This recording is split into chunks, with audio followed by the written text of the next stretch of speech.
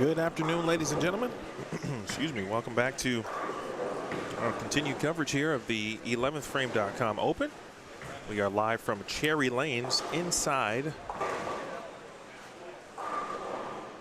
of the Diamond Joe Casino. Again, inside the Diamond Joe Casino. Emil Williams Jr. here with you.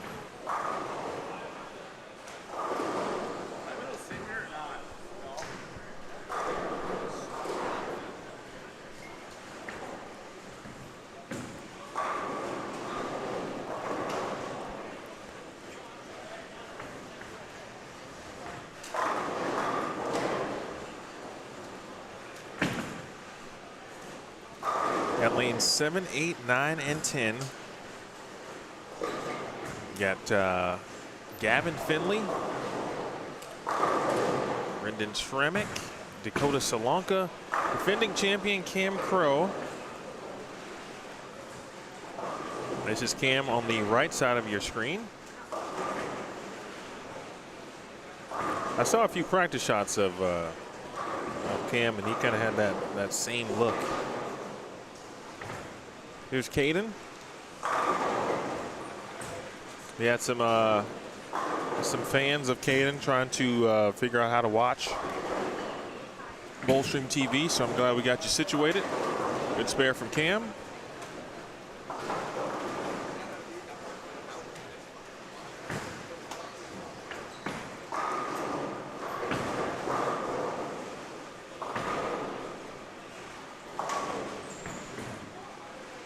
We'll check in on lanes 13 through 16 here in just a little bit, but they are bottom right of your screen. I see Jerry Mars, Dan Razzo, Marlon Brown, Phoenix's finest there.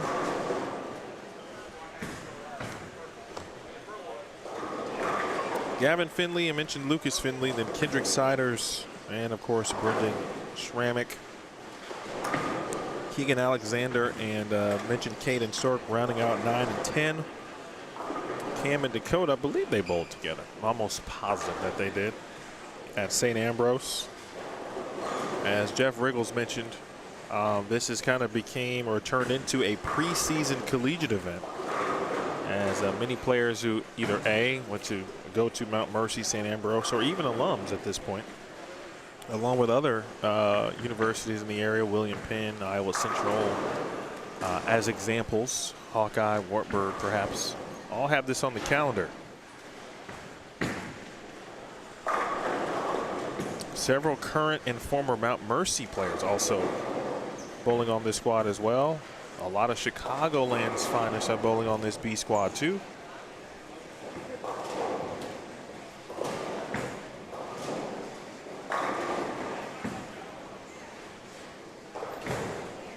We got some Eagle winners, as mentioned earlier. Got a chance to catch up with Tommy Barnwell.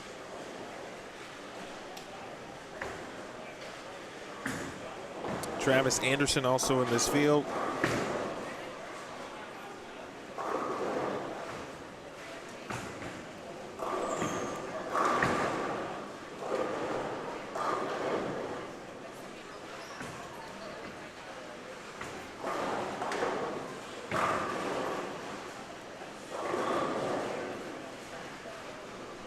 Stephen Taylor, he was in the chat earlier. He didn't say if he was bowling, but I think he is. Yeah, I think he's on 15. Got 3 Eagle winners, I believe. Let me make sure we don't have any others. The entire team might be here. That also includes Andrew Stone and Anthony Rexnick.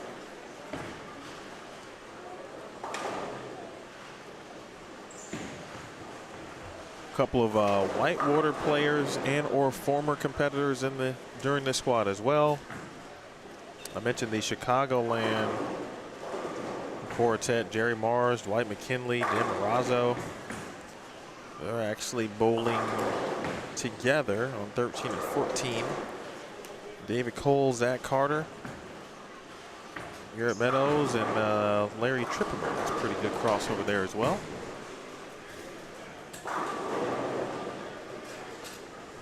As you enter, appreciate you hitting the thumbs up for me. That would be great. And if you haven't already, love for you to subscribe to Bowlstream TV. The mission is 10K.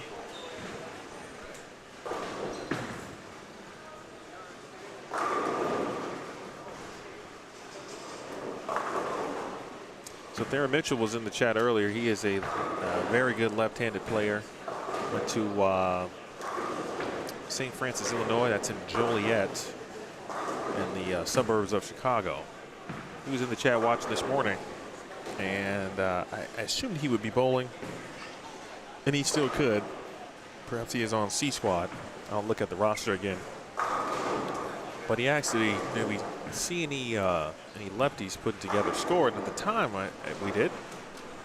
But watching Cam out the gates here, not that he's struggling by any stretch, but just looking at his right lane reaction. I thought the fresh this morning was certainly squirrely. Too clean of equipment would get you in trouble, though. I saw some shiny stuff out there that weren't good. Urethane was popular choice this morning, as well as there was some reactive going down on the fresh, not a ton. Late in the blocks, about game 4 is when you started to see some players, you know, if you miss left or maybe you hit a target that you thought you could hit from the previous pair that you were on, go dead left, then you make an adjustment off that, then you miss the head pin, and or, you know, some 248. Wow. Well, that's not what you want to see. Taking the 6 off, the 3-6-10. You don't see that every day.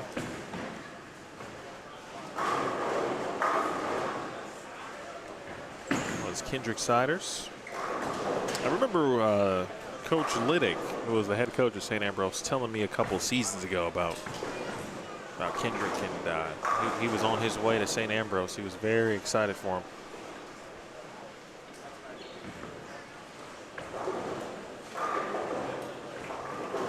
Lucas Finley, also a sophomore. He's from Longmont, Colorado. I'm going to look at the last year's roster for St. Ambrose. So Keaton Bieri is bowling this squad. We saw Tyler Close bowl earlier. Lucas Finley is bowling now. Zach Grime graduated, but he bowled earlier. Lucas Hersrud is bowling. I don't think he is in this squad. Yeah, he is. So Hersrud is bowling right now. Anthony Mastriani is bowling now. He graduated from St. Ambrose last year. Kendrick Siders current bowling right now. Evan White bowled earlier today. And then there was an incoming freshman, Evan Frath, who was excellent, or Flath, excuse me. He finished second on the squad at plus 207, Evan Flath. And he's an incoming freshman.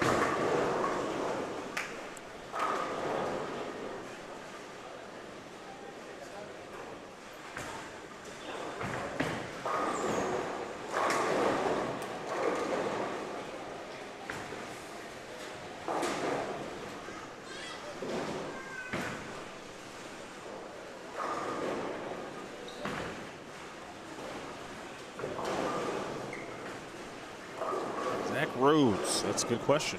Let's see. Name sounds familiar. He definitely shot 300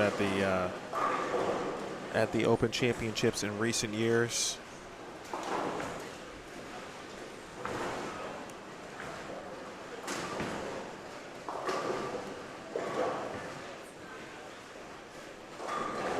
He was on the team with, I think it was the Bowers Bowling Tour.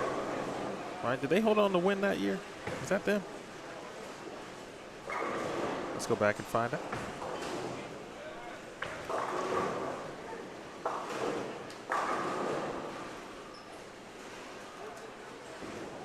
Yep, Zach Rhodes, 2016. So we've got 4 Eagle winners. How about that? That's pretty impressive for one squad of bowlers. There's 52 bowlers. Each squad is full.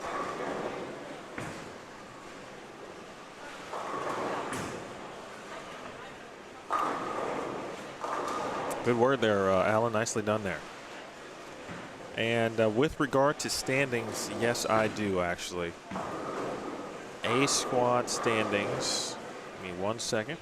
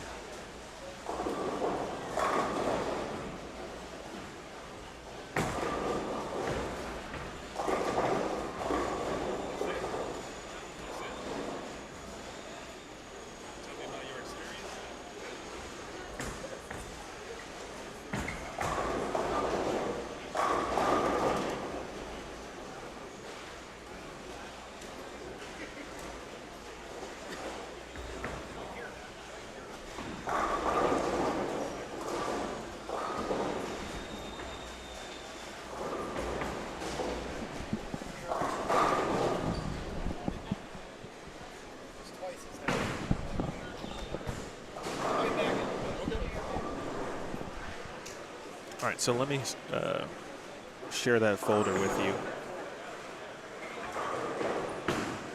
You'll be able to see A squad results per game, thanks to Jen.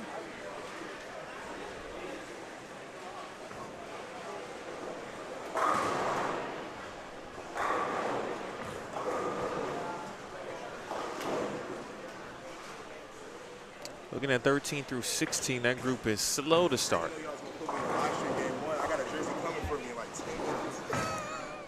I knew y'all was gonna do that.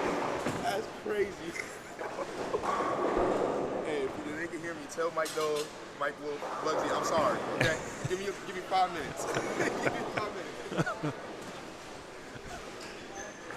Cam, a character to say the least.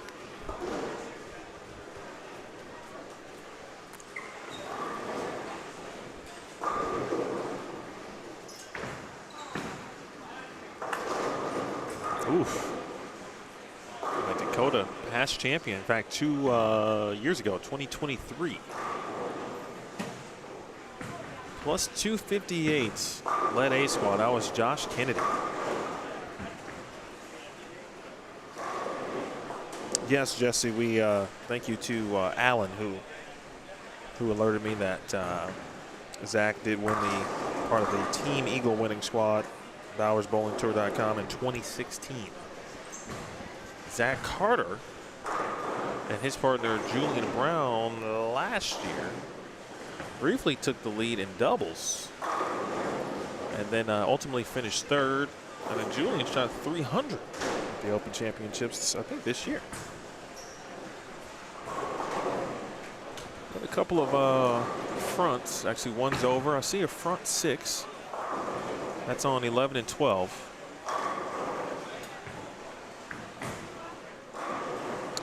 Robert Vader on 11 and 12. Speaking of Mount Mercy. Thomas Cutsforth, that's the name. I knew I saw Thomas Cutsforth before. He has bowled some Elite Youth Tour events recently in the U23 division. That's the lefties ball going down lane 12 over there.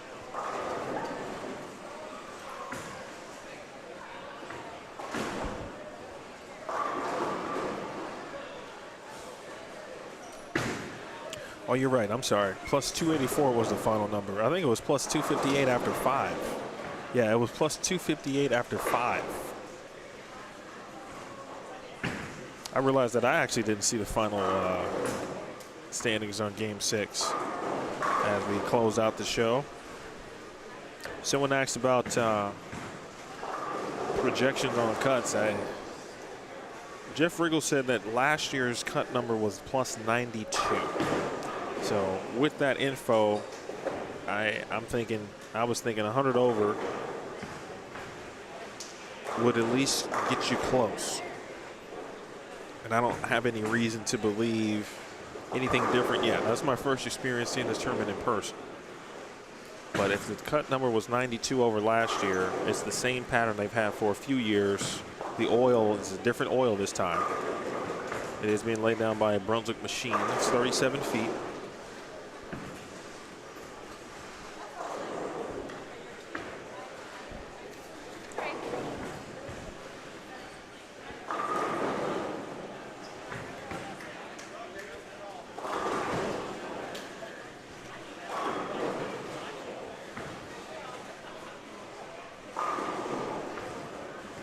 So I'm thinking 100 over. Like if you can get to 100 over, and this morning I was Darren Bloomquist.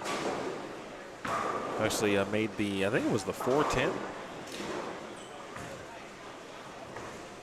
And the final shot of his fill, good shot there from Cam.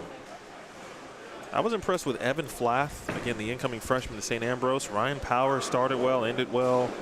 I thought Ben Slickland was really good today. And he was up the boards just about all day. Good ball speed. Jace Godell, a big 279 in the middle. Victor Cortez Jr. was solid.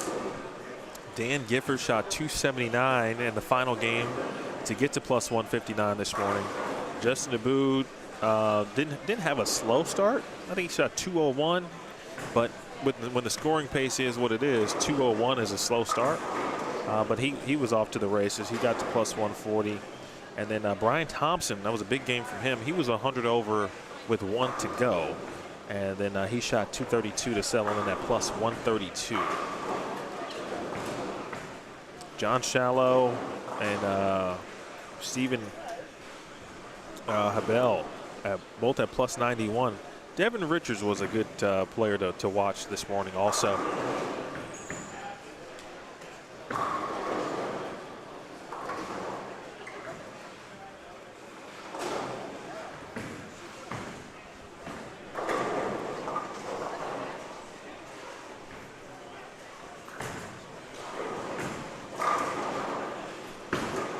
Give you a little bit of extra context too. This morning I watched Brian Thompson throw an ion max, with good ball speed right over 5, and he was able to do the same thing that players with urethane were doing, which I thought was very interesting.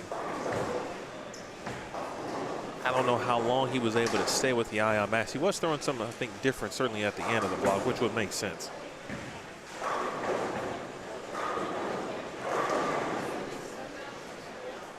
All right, let's watch Cam's 10 frame. On the next door, of course, where Jenna Williams putting up a number here.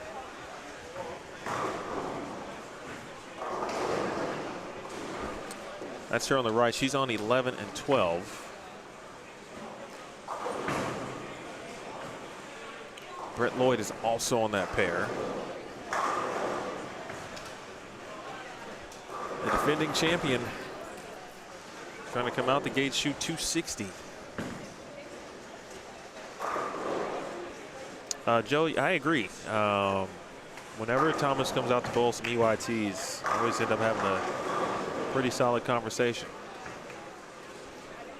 He's putting up a number himself. This is very similar to what I watched this morning.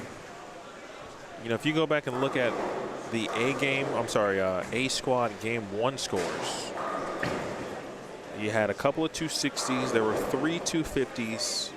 There were 5 240 games. And we actually might have more 260 games to start B squad.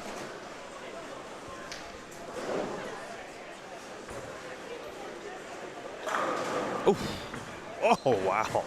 Goodness gracious. Mercy. That was wild. Wow.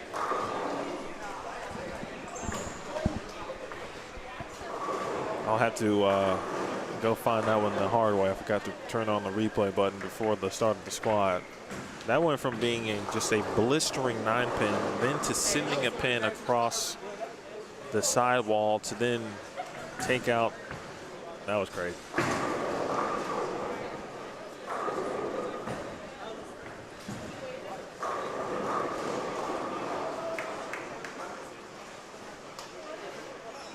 Brett Lloyd can shoot 240. Robert Vader's got 250 left. Thomas Cutsforth is in the 250s. Oh, so I'm sorry. Hold on. I was looking at 10 there. Keegan Alexander shooting 254. Nice job, Keegan.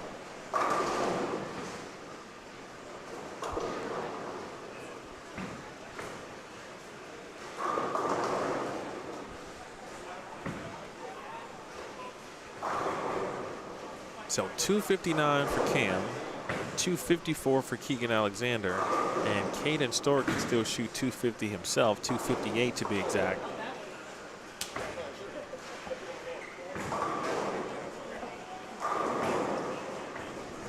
Hey, tell somebody in the chat to click that. Hey, y'all, you gotta click that for me, please? That was insane. Easily the craziest that I've had.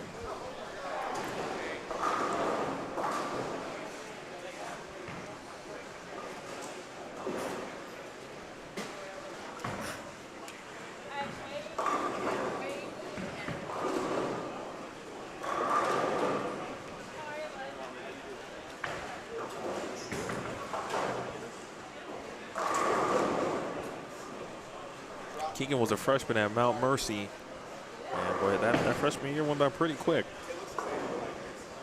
Be a sophomore, and he's still plenty ways away. He's going to be an All-American. There's no doubt about that.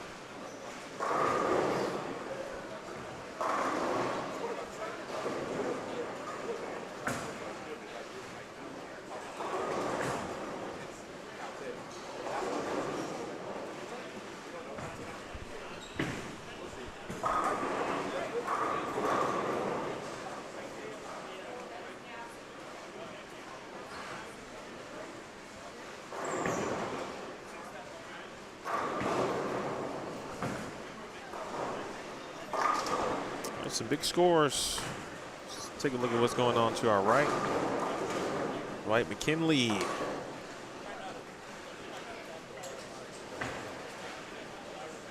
Struggling here early.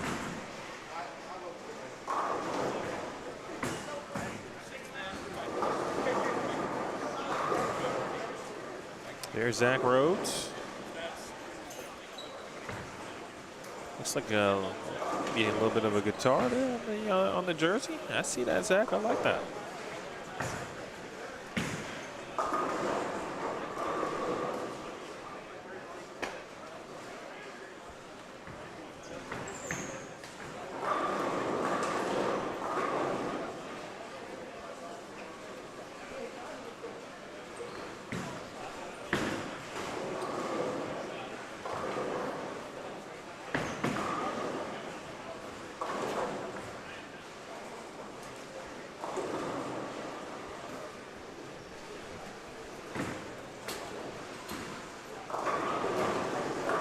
Evan Finley over on 7 and 8, bottom of your screen, strike away for 238.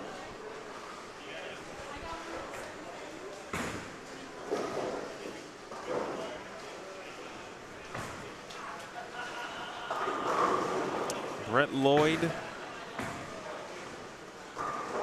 It's the first one in the 10th.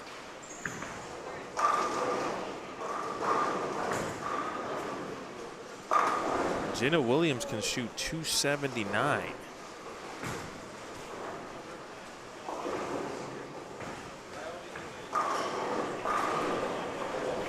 Looks like she's throwing a level. That's a guess. She got the first one in the 10th.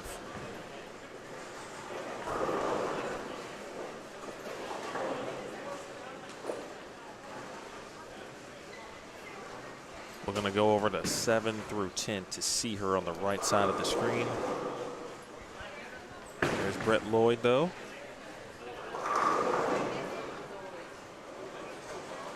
All right, so he's going to be in the 240s. My guy Dan, great to see him in person. It's been a while.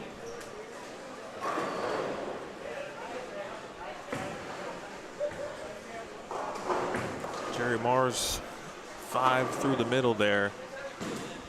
That group struggling a little bit. Jerry now back-to-back splits. He had a game brewing. Speaking of games brewing, that's Jenna Williams. Yep, that one was right.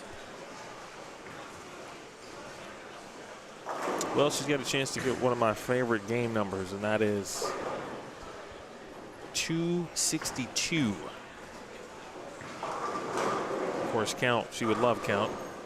She makes this as 264.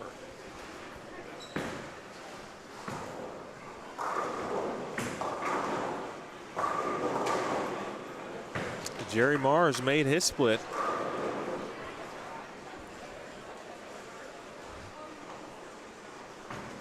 So he'll be in the 220s. And we have 2. But we didn't get 262 though. We needed to count.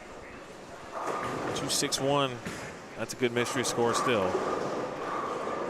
And Brett Lloyd 247.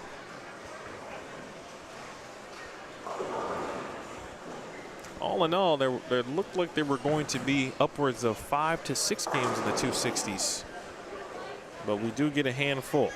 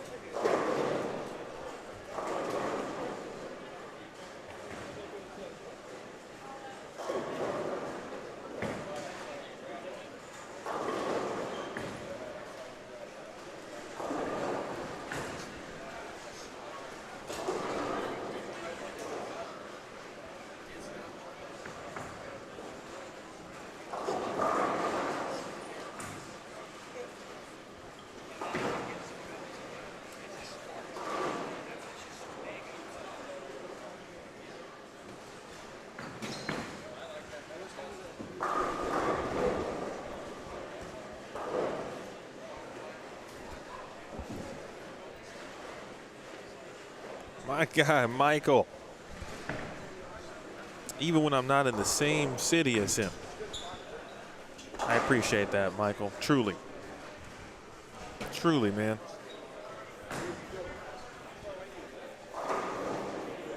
Good luck this weekend, too, if you're, I assume you will be competing, certainly in New Mexico, as you certainly would be. Normally would be, too, as we quickly are headed to game number 2 here.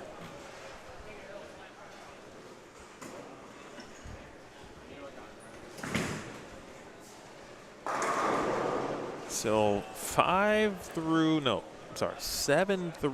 14 all done. It does look like 15 and 16 are going to be first to get started. Cuts forth Vader, Lloyd, and Williams. Mike, too, if you can hear me, it's funny. I was going to send you a message because I was trying to find my notes. Last year I took notes and I saw you twice, or twice. Once at New Mexico last year and then this past Cactus Classic. And I was going to ask you about the camera that you had. And I'm like, I think I know what it is.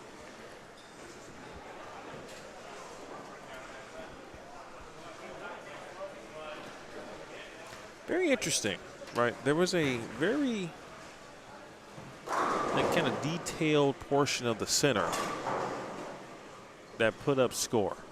Now 11 and 12. Actually, if you include 9, 10, 11, 12. You know, Cam shot 259, Keegan 254, Brett Lloyd 247, Jenna Williams shot 261. I forgot who shot 254 over there. 3 and 4 are in the 10th frame. And they are finishing up as we speak.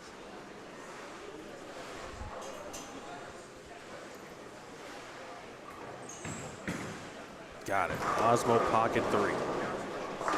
Looks It's like a cool, nifty thing like I was talking about last year. I'm looking for some ways to create some content and without the level of production and staff that I would love normally.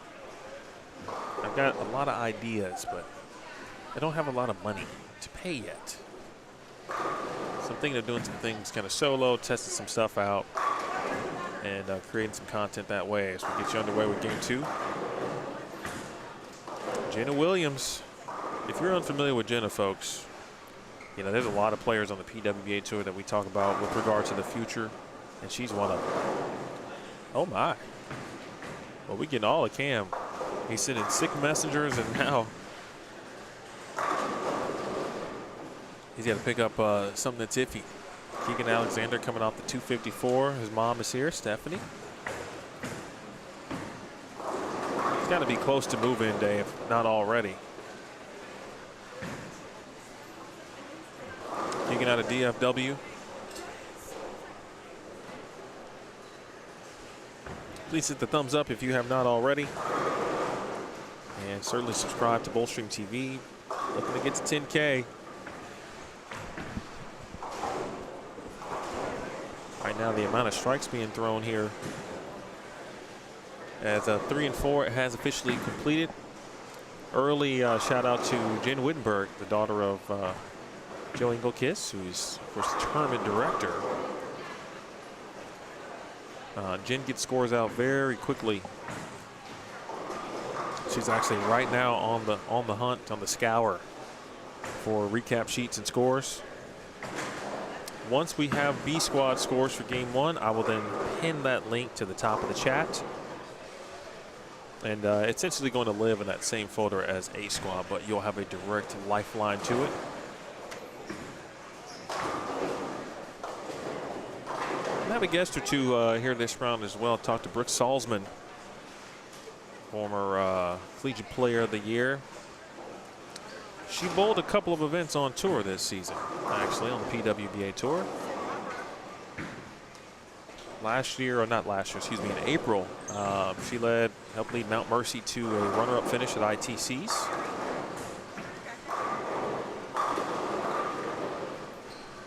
She is unfortunately going to be dealing with some a shoulder surgery that is going to sideline her.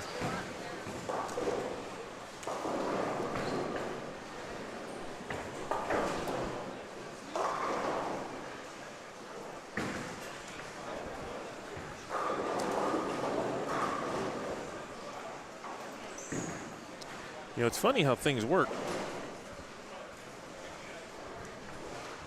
because as I was referencing Brooke and how she was going to join me in a little bit, she shows up early. I'm here. Which I like. We like early and on time. That is true. Can you hear me? I can. How you doing? Can you hear me? Yes. All right, so we welcome in Brooke Salsman. Thank you. I was just talking about some of your collegiate awards, some of the things obviously that you and the team have accomplished at Mount Mercy in the program. But first and foremost, how we doing? Good. What you doing here this week? Yeah, my boyfriend is bowling, so I figured I'd come and watch and hang out in the bowling alley and spectate bowling. Like that we don't do that a lot all the time. Right, where else would I be?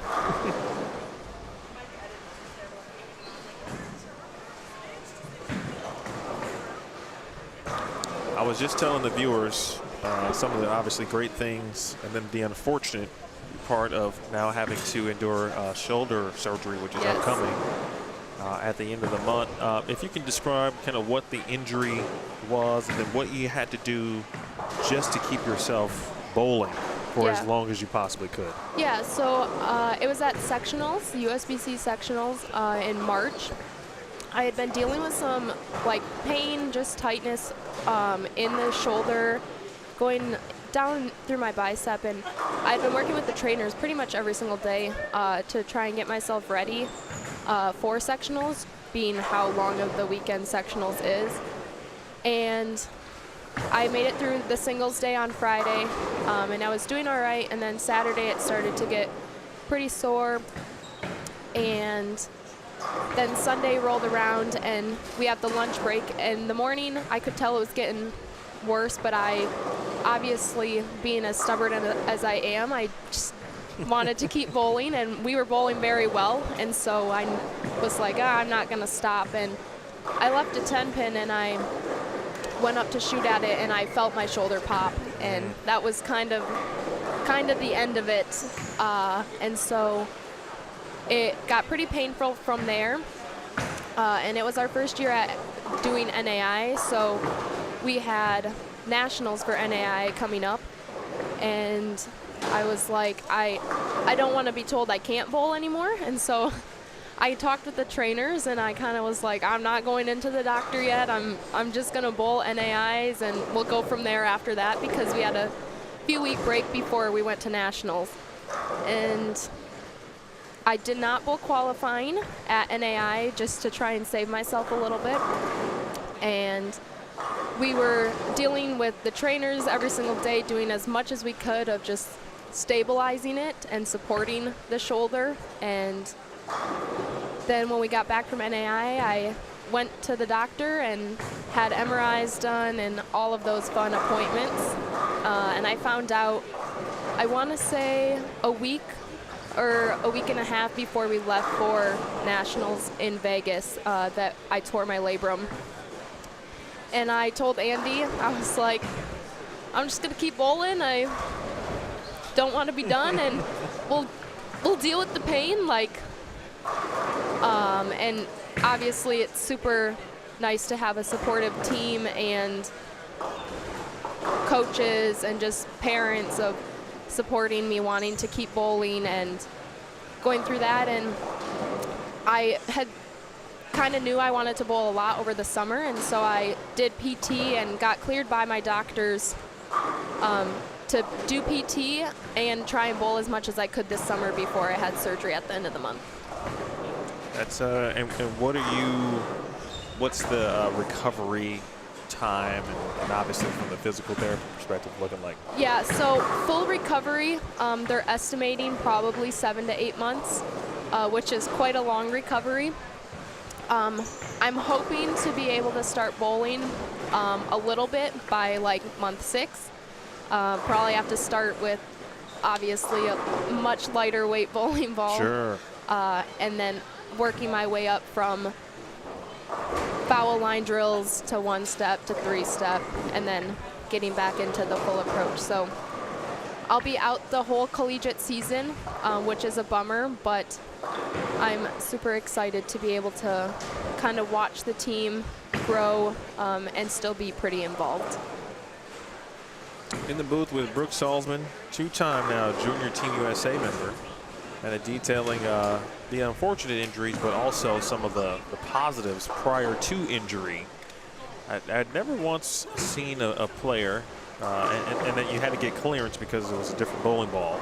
But at ITCs, folks, she had to warm up with was it a 10-pound ball? It was a 10-pound ball. She had to warm up with a 10-pound ball. Of course, it wasn't on the ball card, so she had to get clearance to use it. And then once I understood the situation, I'm like, she literally has to warm up the shoulder to compete. And you got through it, and obviously almost got the entire job done as well, finishing in second. Yeah, it was quite crazy, because when I told Andy, I was like, I need to be able to warm up a little bit before, and I was like, but we can only bring 5 balls, and I'm not gonna put a 10-pound ball in my 5-ball arsenal. And he was like, well, let's talk to USBC. And so I'm super thankful USBC was allowing me to be able to bring that 6-ball, but I used it just in the paddock, never brought it out to the lanes. They kept it behind the desk, and got my shoulder warm, and then it helps a lot because then I don't have to warm up so much in practice. And yeah. Well, Brooke, did you watch this tournament last year? I did. Okay. And so, I was talking to Jeff Riggles, even Joe, and just talking about scoring pace. There were a lot of strikes last year, Yes. of course. The pattern has been kind of the same for the last few years, although this year I believe there's a different oil type. But strikes still seem to be Yes. available. Is anything standing out to you based on, obviously what you watched last year and then the first game and some change here this year? Yeah, I mean, it's still, last year there was a ton of urethane, and there's still a decent amount of urethane, but a lot of people last year threw plastic to start, yeah. And so it was like plastic or just urethane, but I see a lot more like reactive balls than there was in years past. That might be just the difference in oil right there. Yeah, it's a ton of urethane. I mentioned this to the viewership. By the way, the B Squad results are up after one game, and that has been pinned to the chat. Zach Andreessen, how about that? 268 to lead B Squad after one game, and we watched Jenna Williams shoot 261. Second, Cam Crow third, 259 after the sick messenger. Jacob Fisher was fourth at 258, and Robert Vader 254. I mentioned there were two 260 games in game one of A Squad, and then there were three 250 games, 250 plus. This squad, there were 5 games of 250 or better. Okay. With four 240 plus and 260 plus. So about the same scoring pace, although some of those 250s could have been 260s. Okay. There could have been 5 260 plus games in B Squad here this afternoon. Of course, C Squad will hit the lanes tonight. If we on the same pace that we were this morning, they would start at about 5:20 p.m. Central Time. Of course, after the lanes are oiled and such. On your screen, front 6 on 15 and 16. That's 1. There could be 2, and now it'll still just be 1 as Jenna Williams leaves a 10 pin. Looks like a level. I was supposed to do my my due diligence and get my magnifying glass to make sure that she was throwing a level. I've seen her throw it quite a bit, so. That's one piece of equipment that I've got to keep in mind, because it gives a urethane look, and it also, going down the lane, looks very much like a urethane piece of equipment. Yes. You got to keep in mind that it could be a level, and you don't want to get it confused with pitch black if you can't see the label, of course, or see the color of the label. It became more of a popular piece of equipment, especially at the end of the PWBA season. Yes, it did. See a few players.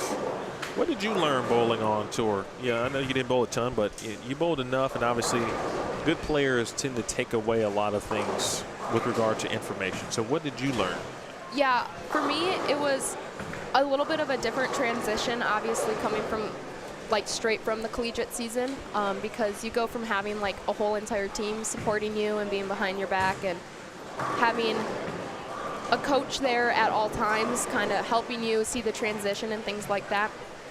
Obviously there's reps out there, but the amount of girls compared to the amount of reps is not the same as like the player to coach.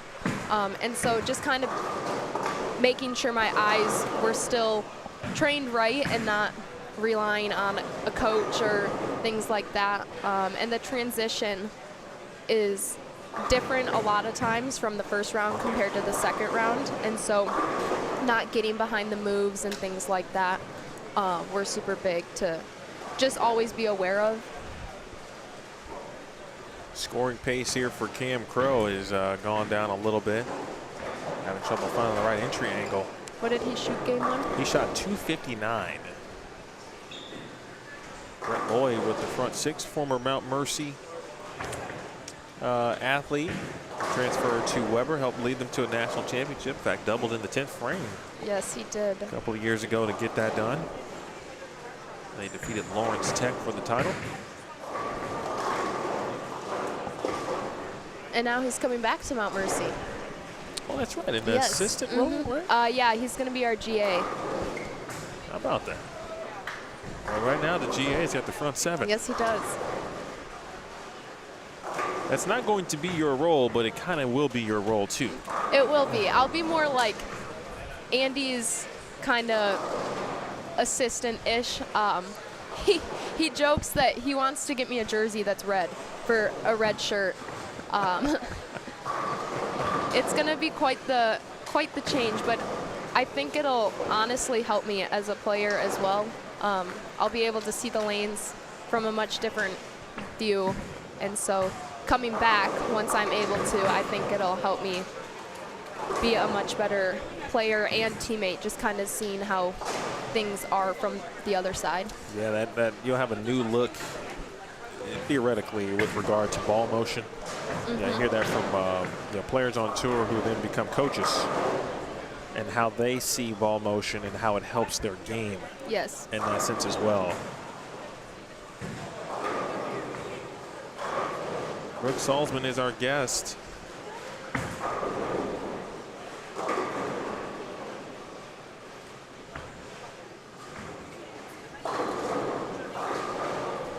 Robert Vader, his first season at Mount Mercy was last year.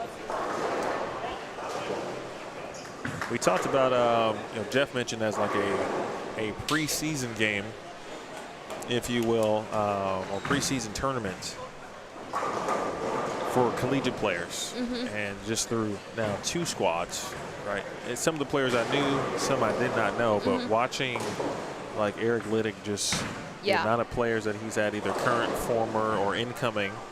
Obviously, a lot of Mount Mercy players are here as well. First of all, have you bowled the tournament? I have not bowled this one, no.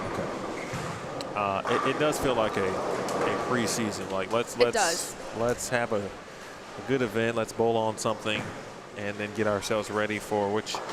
How does the tryout process work at Mount Mercy? Ours is quite similar to Team USA trials, actually. Andy being assistant coach for junior team. He does it, we bowl on, I think, 4 patterns, maybe 5. And we use the whole point system that they do at Team USA trials as well. So if you're first after the day, you get 1 point. If you're last, you get however many points we have of people. And they're very, very hard patterns. And I want to say we bowl 8 games a day. I don't know why I can't remember. I've done it twice now. And in years past, it's been over the course of a week, because we would typically move in early. With NAIA rules, that kind of changes things.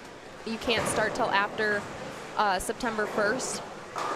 And so this year we're doing it on Labor Day, the day we can start, and then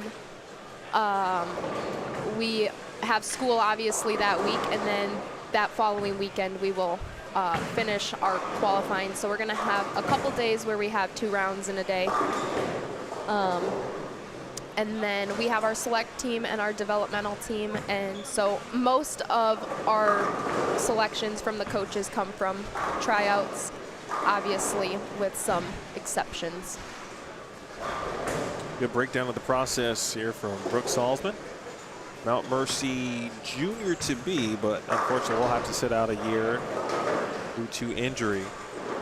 I know it's early, but since you will have an additional year of eligibility, just from the athletic perspective, you see yourself using that year of eligibility in some capacity. Yeah, I kind of have a unique situation, especially because I was planning to graduate early this year.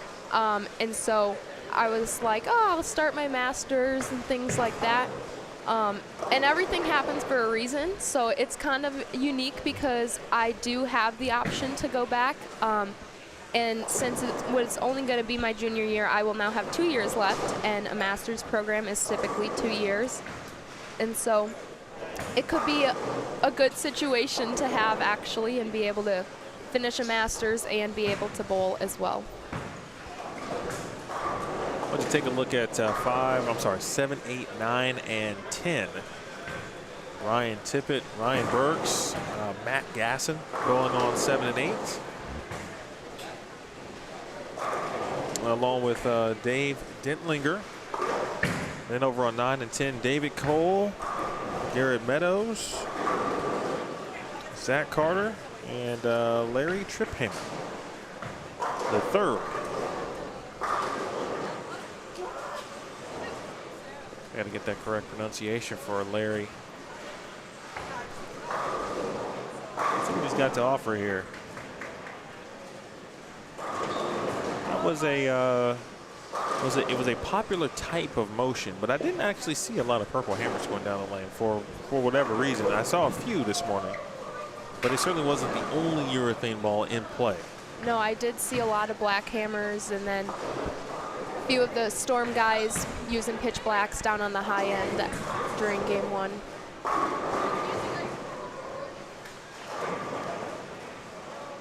Cam starting to figure a little bit of something out there. That was his first double, actually, in frames 7 and 8. 11 and 12 still looks to be a very popular pair. Does. I always love Cam's outfits on day 1 of tournaments, that he doesn't have to wear a jersey on. Very relaxed young man. He is. Cam. We were supposed to start at 1 today, and we didn't start till 1:20, but he showed up about maybe 12:55 and rolled right in. Well, he said he was here. He saw how many lanes were left, and then he was like, "All right, I'll be right back." Yeah. And so I get it. But I tell you what, if you could just strike as much as him, It'd be nice. it's one of those. Like, it just doesn't matter what time you get there. Yeah. Like, not that he doesn't need practice, right? But he gives off that, like, everyone just doesn't have the striking ability. Yes. Like, he has it. And he doesn't ever panic. Like, he knows what he's done. He knows what he can do. Wrapped up that rookie campaign on the PBA Tour. We'll be heading into year 2, bottom right of your screen. Rolling with Keegan Alexander. Both of those players shot 250 games in game 1. He's got 3 in a row. Speaking of Cam, now to Brian on lane 7. There's a perp. It's been a while since I've streamed an event where the scoring pace was actually high. I'm not used to seeing this. Yeah. It's a different feel in the building, but the same. Mm-hmm. Meaning, like, you know, whether the scoring pace is low or the scoring pace is high, you still got to be able to find ways to make the cut, like to get into the number. In this situation, you probably need 1 extra strike a game. Yeah, or, you know, you hit a pair where the racks aren't great, or leave a lot of single pins and you're behind the pace already.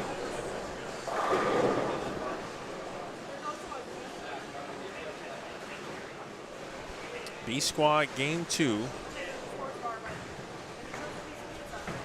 Let me add the scores on the screen for those who may be joining us late. Pinned at the top of the chat is the B Squad standings after 1 game. Headlined by Zach Andreessen's 268.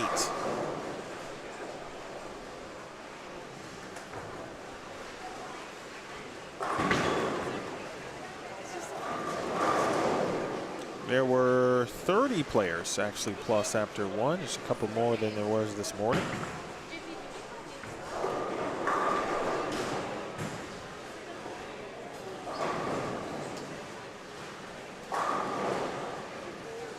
I asked about that this morning, but who are you guys rooting for in the chat if you're watching? If you're a particular fan of a particular player.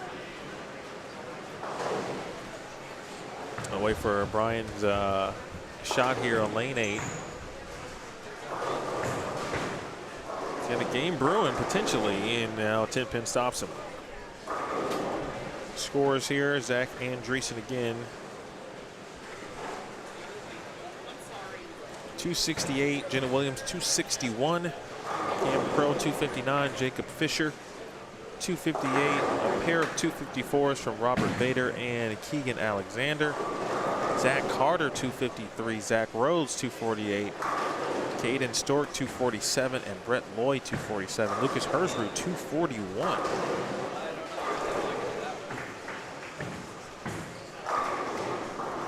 I know the scoring pace may indicate or make you think that they are easy, if you will. but there are some traps out there. There are. I saw a few this morning, especially as you get later in the block. There's some opportunities for pairs to kind of get squirrely, especially down lane. If you had the wrong type of equipment, or if you were throwing something shiny or shinier on the fresh, that didn't seem to be a good idea as well. You could either miss the break point, or of course it'd be too fast, too quick off the spot. Surface certainly smooth. Reactions, obviously urethane, or if you're in reactive, yeah, you're not looking for something that's just going to boomerang off the pattern. Boy, 11 and 12. Good Lord. 257. That's quite the pair. We had Gavin Finley down there. Let's see. Finley, yeah, Gavin and Lucas Finley started on 7, and then Kendrick Siders and Brendan Ceramic down there at 11 and 12. So they're putting up numbers. That pair seems to be a pretty good one today. Are Gavin and Lucas brothers? I don't know that, and I don't want to assume. Let's see if I can find the other brother on the St. Ambrose website, if that is indeed the case. I did see Lucas there earlier. Yes, Lucas, he is going into his junior year, so maybe a younger brother? And if so, that would mean Gavin's picture wouldn't be available if he is headed there, if he is to be an incoming freshman. I tell you, I watched Evan Flath this morning. He's headed to St. Ambrose. I don't know if there's a battle of Iowa with college bowling teams and the amount of college bowling teams in this state. Yeah. But, man, St. Ambrose, as they always do, looking pretty darn good, as does Mount Mercer. Yes. Not taking anything away. But I am saying some of the freshmen that I watched this morning were pretty solid. Yeah. Thank you, Bryce. They are brothers. They are, okay. So he must be an incoming freshman, or maybe here for move-in weekend, because I know St. Ambrose moved in yesterday. Figured he'd bowl maybe. I believe they're from Colorado. That is correct. So. That's interesting. I was talking about that this morning. I didn't get a chance to ask Coach Liddick. But just from the amount of players from St. Ambrose, it felt like this would be move-in weekend. Yes, it is for Mount Mercy as well. So okay. I know a lot of our guys were supposed to move in either today or actually tomorrow, but they all got approved to move in early so they could come and bowl and get their college season started off pretty early. That's a nice little flex. It is. Right there. And I'd have to imagine, right, if the program as a whole, right, wasn't producing in the way that it's producing, the housing officials might be like, yeah. No, we got to move in like everybody else. Yeah, they are super, super nice to us. It does help when we have shown that we're capable of doing things. That does help, yes. But for the most part, our team is very academically successful. We have the highest GPA on campus, so they like to be nice to us because we're very well in the classroom. That makes sense. That's actually exceptional. Just like that shot from David Cole. Yeah, that was pretty good.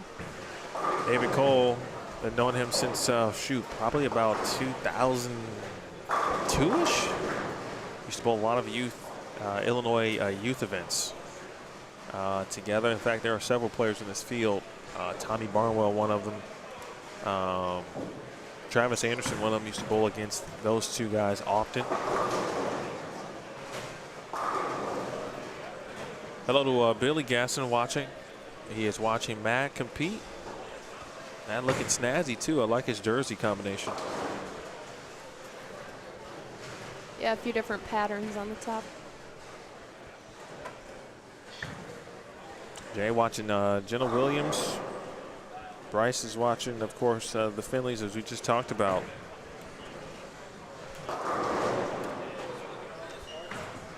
(13 through 16), just a frame away from being done.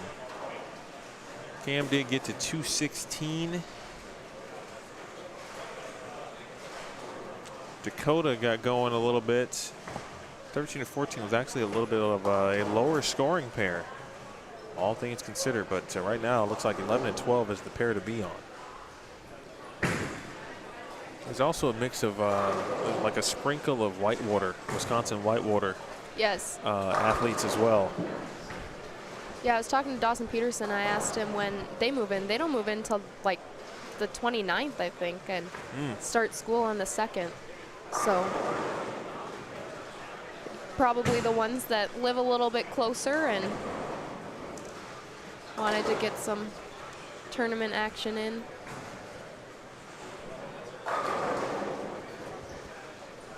Almost through 2 complete games here on B Squad. That's got to hook a ton. It's going to. If you get it to the half board, it does hook. And lane 8 actually got a little, 7 and 8 got a little bit tricky late in the block this morning. Chad Moss, Dave Bears, fantastic players. Andy Mills is over on 9 and 10. Chad threw a shot that almost got 3 off the left, but he actually got 4. Oh, wow. Just next to him, Andy Mills threw a shot, went immediately left, and he almost left, you know, the runaway 5-10. It's not something you want to shoot at. Yeah, and that's, you know, it was game 5. Wow. So I was curious, you know, how things were going to set up. What was the transition truly going to be like as you got later in the block, considering the length of the pattern, the type of equipment that has been used. And as I mentioned earlier, on 7 and 8, though, game 5, there was certainly a ton of, you couldn't miss left, certainly. And then you try to open the angles up a little bit. That's when you start leaving the 2 pin-like combinations. Yeah, it's always interesting to see what the transition is going to be like when some pairs may have everyone starting with urethane, some might not. So be interesting to watch probably in the next few games. Fortunate 10th frame there for Zach Carter. He shoots 182. Garrett Meadows. Get himself another ring. That was better.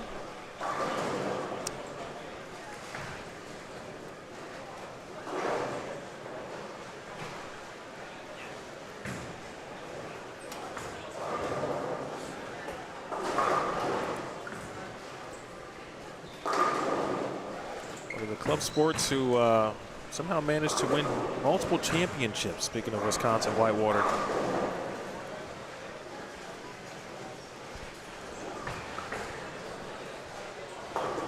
I think that's just really cool.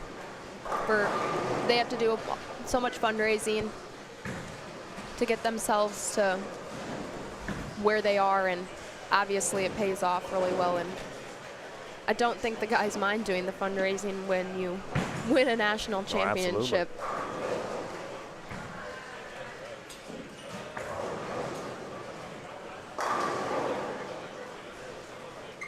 Nice finish for Meadows, 224. Like Matt Gasson, 203. He knows a thing or two about winning national championships as well. He won one with Robert Morris, Illinois. Garrett Meadows threw plastic last night at the sweeper. Like for the entire block? Yeah. He, I think, had 500 on his spare ball.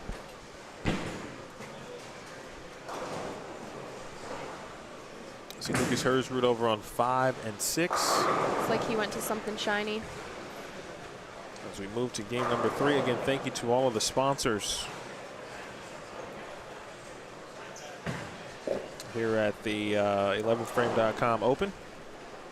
Again, Cherry Lanes, Diamond Joe Casino, Dubuque Regional Sports Commission, Brandon Steen and the Steen team, IAMBowling, Kwik Start and Kwik Trip, and of course Ebonite. All wonderful sponsors of it's truly been a very good event for now a pretty good long time here.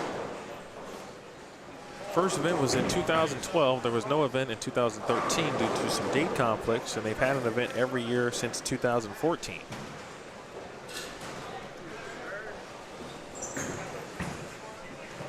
Kai Evans making the trip. He too started his career at Mount Mercy He before transferring to SCAD Savannah.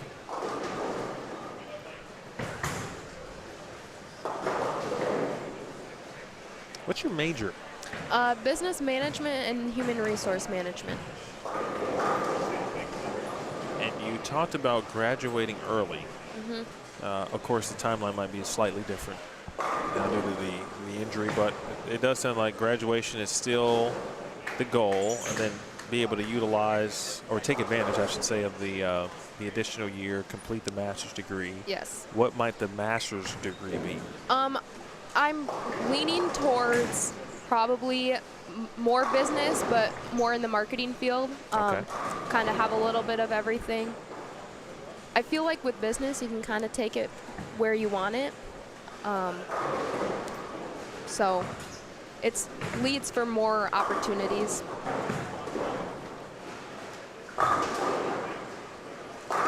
Let's see Benny watching in the chat. Hello, Benny. Yes, I was talking about Tommy. And Travis and Steve. Actually, Steve Taylor was watching this morning. We were talking about Eagle winners. I got a chance to catch up with Tommy this morning, or I'm sorry, this afternoon, right before the squad. I'm going to see him again next week at the Peoria Regional. Oh. That's brutal. There's been a fair share of 8-pin today, which is not my favorite. I would much rather leave a 9-pin. Why? For me, like, if I leave an 8-pin, I'm thinking it's striking right off the hand, and then it's just, it's just a big letdown.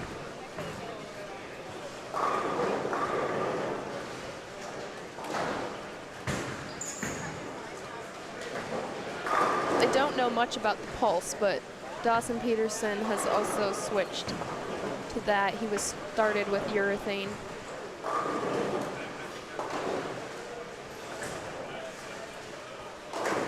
That has it's been a popular piece of equipment, I would say that. Just been with regard to last week's final events in Rochester on the PWA Tour, and I saw a handful of them going down the lanes this morning.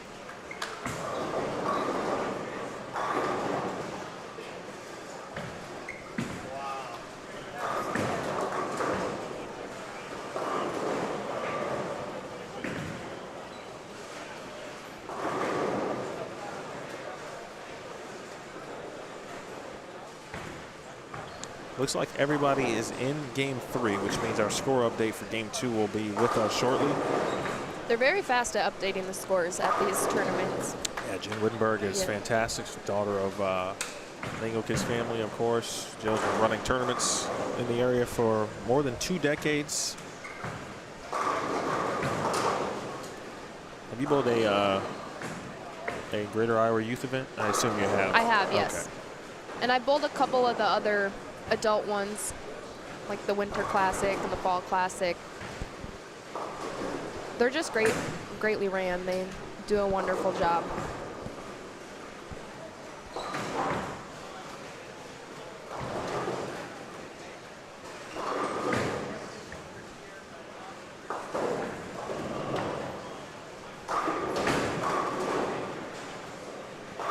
Moving down to 11 and 12. I think Matt Gass and Ryan Burks, Logan Williams. Logan's on 11 and 12. That group go to 13 and 14. We might be in the, I think the pattern has been skip 1, skip 2, skip 1, skip 2, and I think this is the skip 2. So they should be on 13 and 14. We'll go full screen there in a moment. Watch at the bottom right of your screen. 11 and 12, that was the high scoring pair last game, right? It was. Quite the difference to start.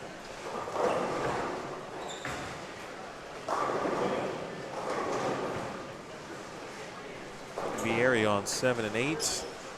As mentioned, let's see Dawson Peterson.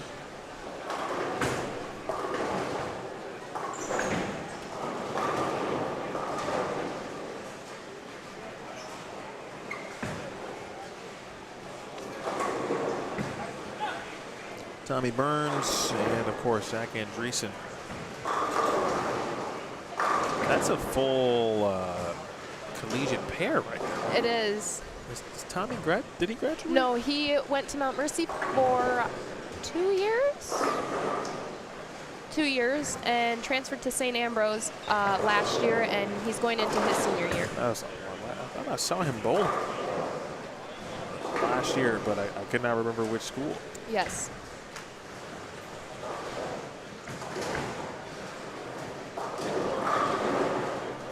We do have scores after 2 games. Jenna Williams, back-to-back games in the 260s. 261, 266. That's amazing. Make sure you click the link up top the chat. Brett Lloyd not too far behind, plus 112 for 2. Zach Rhodes third, 81 over. Former Eagle winner as well in 2016, Gavin Finley. He's plus 76. Cam Crow, the defending champion, tie with Zach Andreessen at 75 over. Jacob Fisher, 64 over. Tommy Barnwell, 62 over. Robert Vader and Matt Hibbert tied for 9th at 61 over. And well, that's just really scratching the surface on scores as the uptick looks like it's about to take place. With regard to the scoring pace, but as Brooke just talked about, 11 and 12, which through 2 games looked like it might be the most favorable pair in the building. And now the group that's currently on it, perhaps just not seeing it in the same light, which certainly can't happen.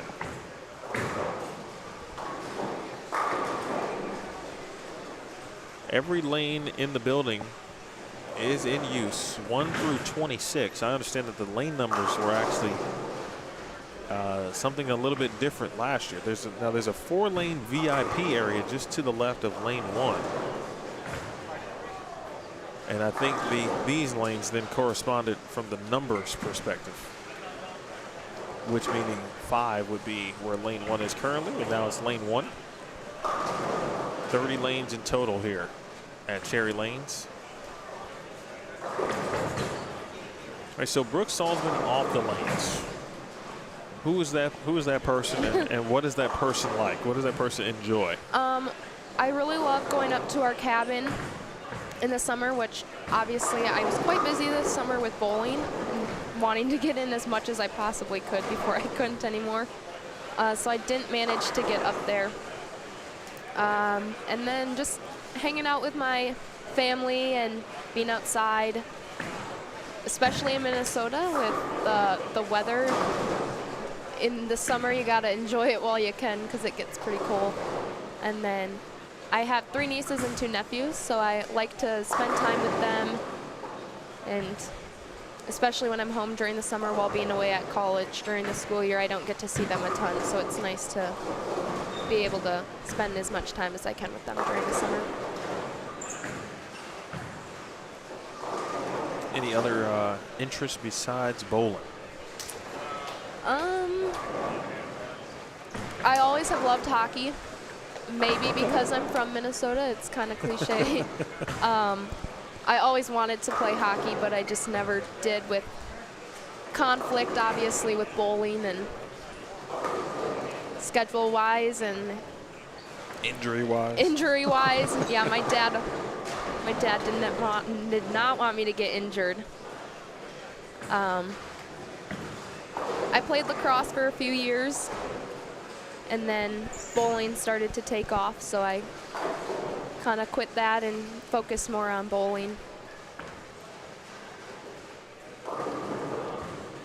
At what point did you realize either that you were kind of getting good, or you just said, like, I'm good enough, maybe I'll actually really focus or turn my sole attention on this sport?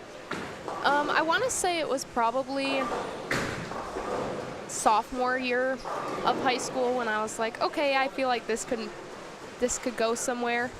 I was never one to actually practice, which is really bad to say. I was never a fan of practicing. My league on Saturday mornings was my practice. So when I started looking at colleges, I was like, okay, I'm going to have to practice more, obviously, at college. And so I just talked to colleges and kind of heard what they had to say about me and was like, okay, I think this could go somewhere further than maybe what I thought originally. And bowling's been in my family for a while, so it just felt right.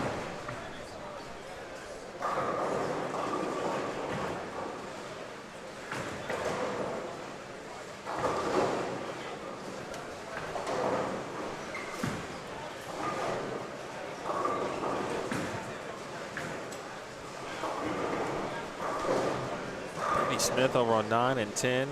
She and her wife Sarah are expecting in November. They had to take some time away from the tour life. These last handful of events. Dawson Peterson opening up the lane. Yeah. I'm just not sure there's anything that he cannot do with a bowling ball. Like every time I've seen him, he was just a freshman this year at Whitewater. Was. Came back from a pretty big injury as well, so it gives me hope. It's nice to see what he went through and had to have surgery as well, and obviously clearly can still bowl, so different parts of the body, but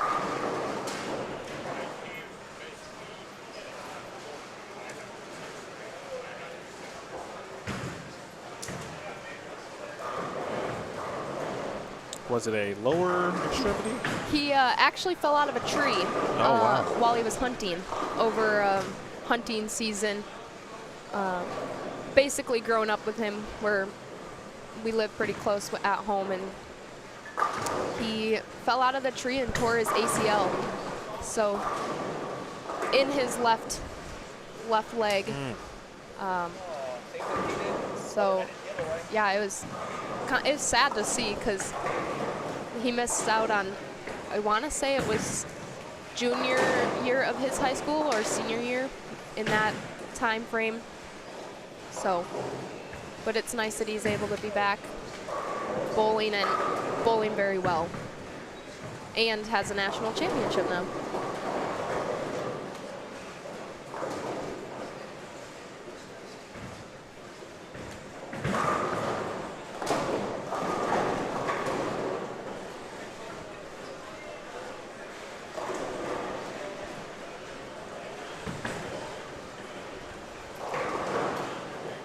Again, if you're just joining us, plus 127 is the leader after 2 games. That's Jenna Williams. Plus 112 is second, and that is Brett Lloyd. I think we had at least 2 players this morning at 100 over through 2. There was at least one. Yeah, one. That was Dan Gifford at plus 123.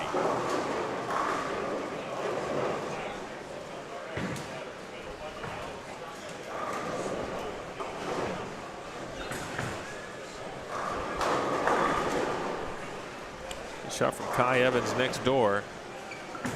Is Chris Wiley bowling too?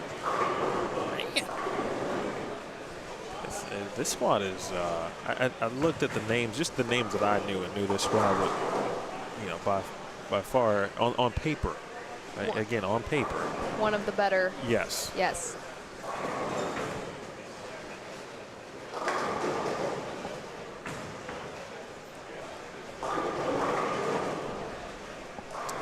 Through 16, about midway through. We do have a front 6, of course, on 7 and 8. The area's gone strike, spare, 4-bagger. Watch frame 7, and then we'll go down to the middle of the building here. I will be right back. Okay.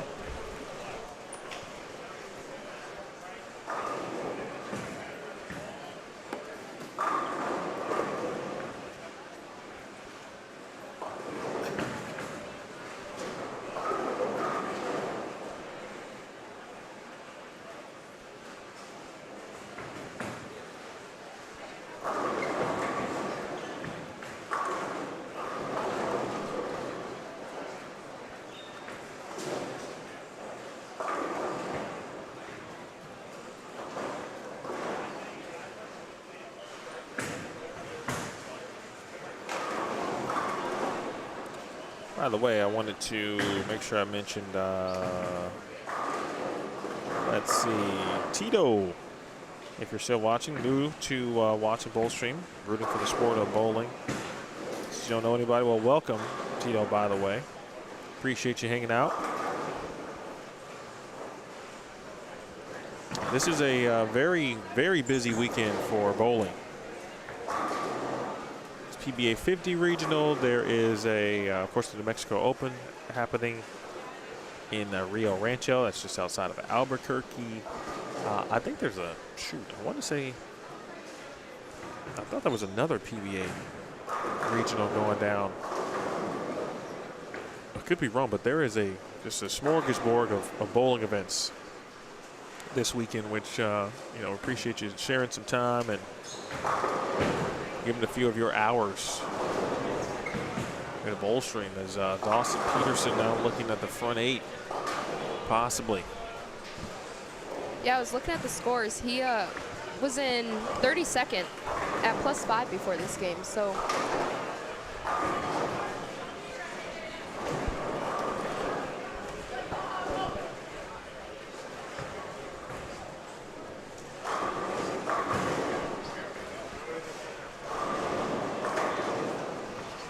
All right, front 8. Mr. Dawson Peterson. There were a few fronts earlier today. We had there was one front 9 this morning. That was it? That was the furthest? That was the furthest we got. Right. There might have been 2 front 9s, but no games of 280. No one got to the front 10.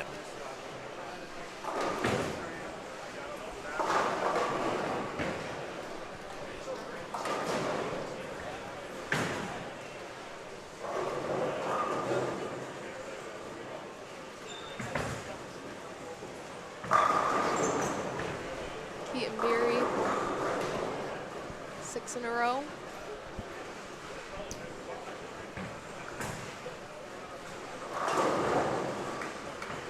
If you're going to use urethane or reactive and you're right-handed, getting your ball close to 1-2, 35 feet-ish seems to be the trick. It does. Yeah, like you said, kind of with either reactive or urethane. And there were some players this morning. I don't think I saw that many during this squad, but there were some players, plenty of them actually, kind of around like 12-ish at the arrows, getting it to that spot down lane with urethane.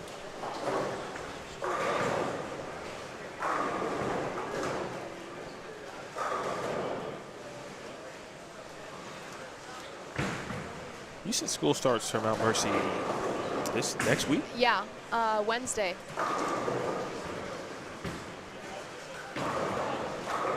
What's your schedule look like this year? So with surgery, I decided it was probably going to be easiest to sort of be an online student this fall semester. So my schedule is fully online actually, just because with living off campus and things, I didn't want to have to rely on getting to class for the first 6 weeks because I won't be able to drive. So start fully online, and then I do have a class that's a 5-week course towards the end of the semester that's in person. And then my next semester will be my last for my undergrad, and I will be in person for that mainly. Yeah, Brittany Smith, Mike Yaw, Jacob Fisher, Trenton Holes on 9 and 10, just to refresh your memory. Right now, Dawson Peterson, though, didn't like it. Inside. Wow. Oh, my goodness. He knew that one was terrible. That's the smile of, I got away with one, but I'm going to use it to my advantage. This is exactly what should happen. I just talked about, folks, you need to get your ball to 2-3 down lane, right? Okay, so for comparison's sakes, you're just going to watch where, and he may stand in front of this, but this ball's not going to get right of like 8. That loosens up the swing quite a bit. It's a whole arrow left.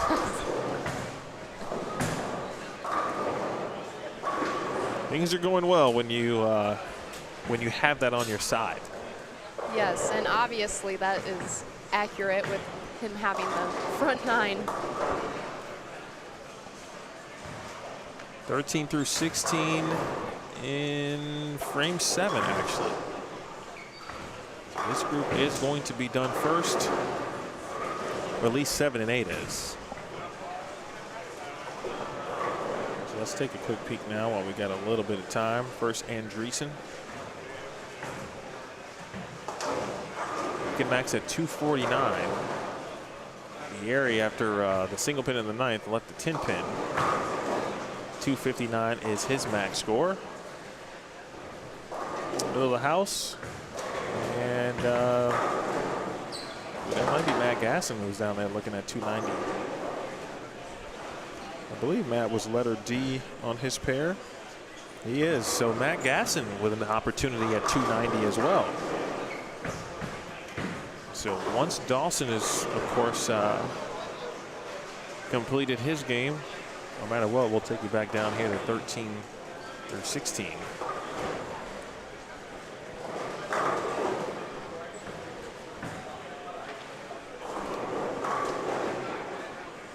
11 and 12, that was really high scoring. Went from having a low game on the pair to being like 2-teen to high game on the pair being 2-0. Yeah, much different situation here in game 3 for that group.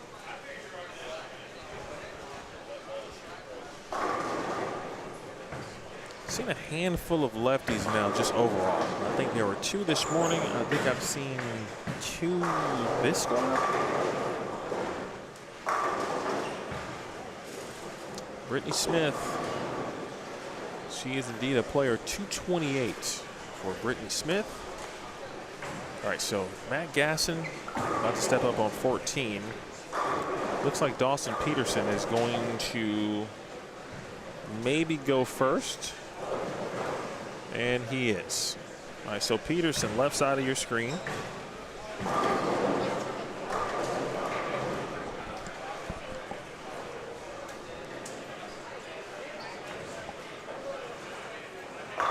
That was a much better shot. Great shot. Matt Gasson did strike bottom right of your screen. So he is working on 290. Speaking of Gasson.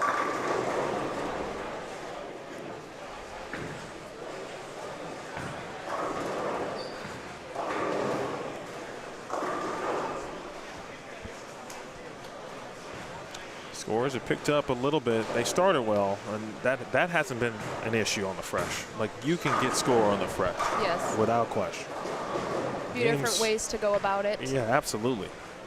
Games 4 or 5, it gets a little tricky.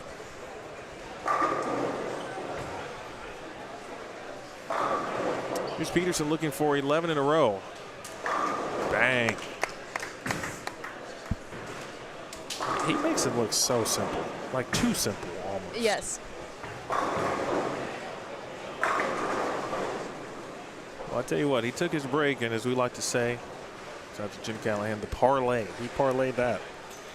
Because as Brooke just said, 2 fantastic shots.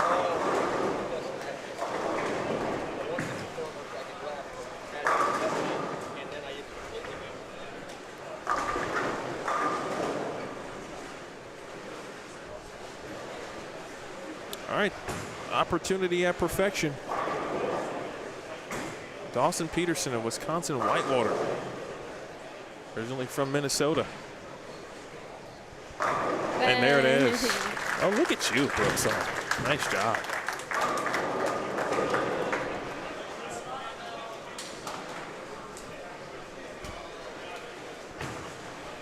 All right, I knew we'd have one at least. First 300 game of the day and of the tournament belongs to Dawson Peterson.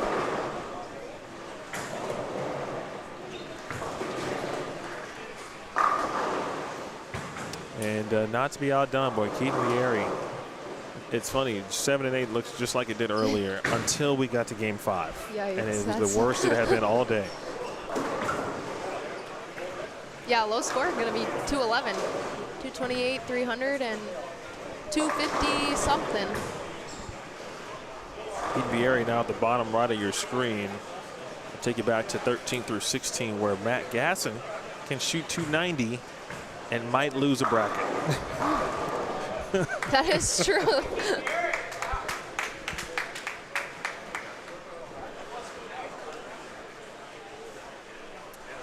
Thanks, Brooke, for sharing that with Jenny. She said Yes, thank you. I texted her. That's Dawson's mom. Well, thank you, Dawson's mom. Hello. Your son is one of my favorites to watch. I'm not just being facetious when I say that.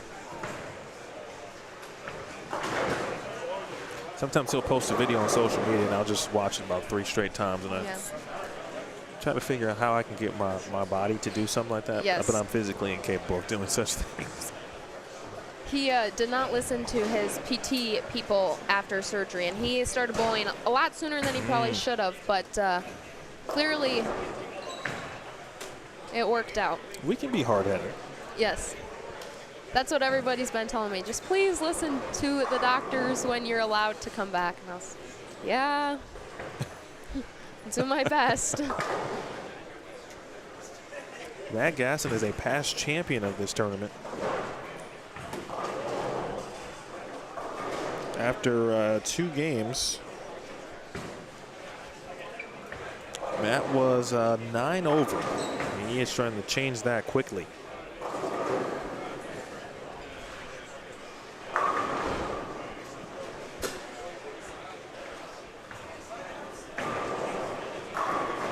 Oh.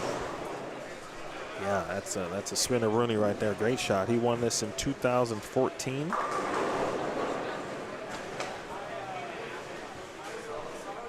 That's made some really good moves in the last couple of years.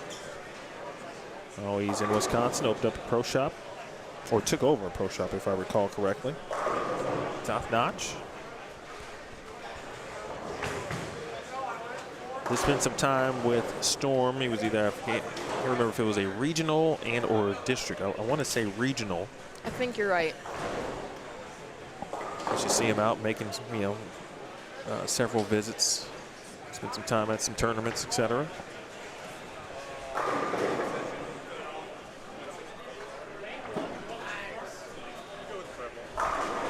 Brittany Smith's going to be in the 240s.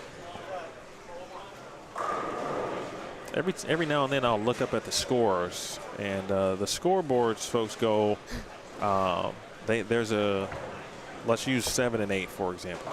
Actually, we'll use what's in front of us, 13. So if you're watching in the building, there's 13, then there's the TV screen. Yes. Then there's 14, and then right next to that is 15. So if you look up quickly, it's easy to look at the wrong lane score and think you're looking at the correct lane, but you're not. Especially if you're looking far down. It's hard to know which one you're looking at. Nice game from Matt, 269. Let's do other scores to finish up here. Brittany Smith did shoot 245. I got the honor to bowl with her for doubles at the Women's Open. It was pretty fun. Bowled before the Queens together. Oh, nice. Yeah. Well, that's a steal of a team right there. Yeah, she reached out at some point and was like, I don't know what the rules exactly are with you being a collegiate right, player. That's important. You got to figure those things out. If you're allowed, are you having any interest in bowling? And I was like, yeah, let's look at the rules. So it was super fun. First time bowling. Well, that should not be your last time bowling that tournament. It will by not the way. be. It will not be. It's a fun event, and I'm obviously simply saying that just from the spectator perspective. But my wife bowled this year. Just found a nice group from Arizona that she bowls with now. But it's a great way to, I would say, certainly stay sharp and then still have an opportunity to put score put scores together, win some titles. Yes. Those are the things that, 30 years from now, those are things that add up, right, over time. And next thing you know, you got 10 women's championships titles and you're on the Hall of Fame. Yeah. Yeah, she saw me when I walked in today and she was like, so we're bowling again? And I was like, assuming I am capable and ready to bowl, I will be bowling. So, ooh, that looked like an ankle hit. Yeah, that did not look good there from Mike Young. Unfortunately happened, fortunately and unfortunately. It did take place on his fill, but he does seem to be okay, fortunately. He gave me the shake that he's all right.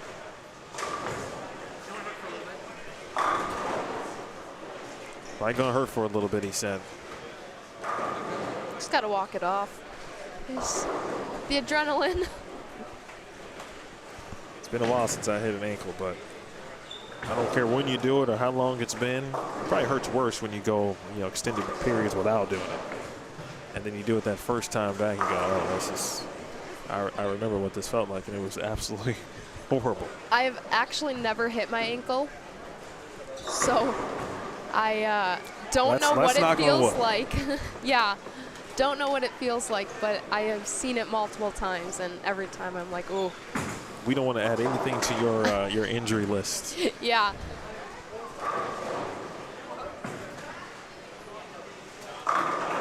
In the booth with Brooke Salsman, has been kind enough to join me. Two-time Junior Team USA member, also a member of the Mount Mercy Bowling Program. She won Rookie of the Year 2 years ago. Was a first-team All-American. I think the IBMA, or one of the IBMA bowler runner-ups. Did you win Player of the Year? I did this past year. You did, right? That's what I thought. The IBMA one. The IBMA Player of the Year. Yes. And then runner-up 2 years ago. Yes. But not the NCBCA. Got it.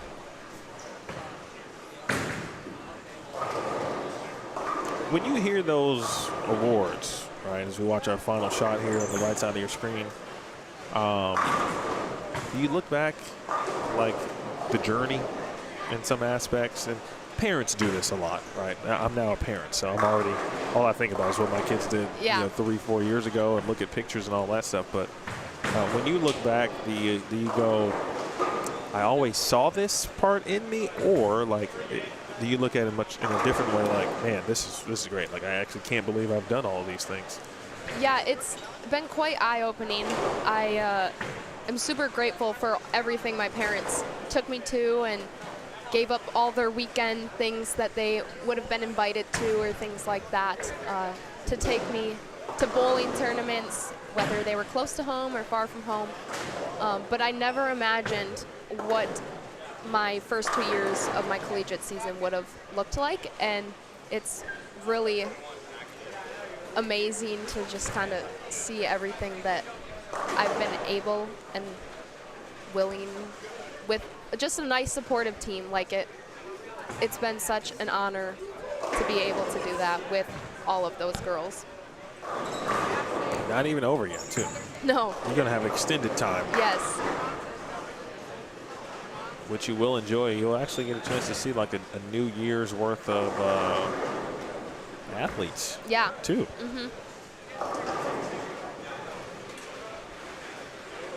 We have reached game number 4. Game 3 was highlighted by Dawson Peterson's 300 game. Who is still striking on 11 and 12. Oh, well, that was a good pair. He's got the double? Yes. All right, so that's 14 in a row for Dawson Peterson. The clock is starting.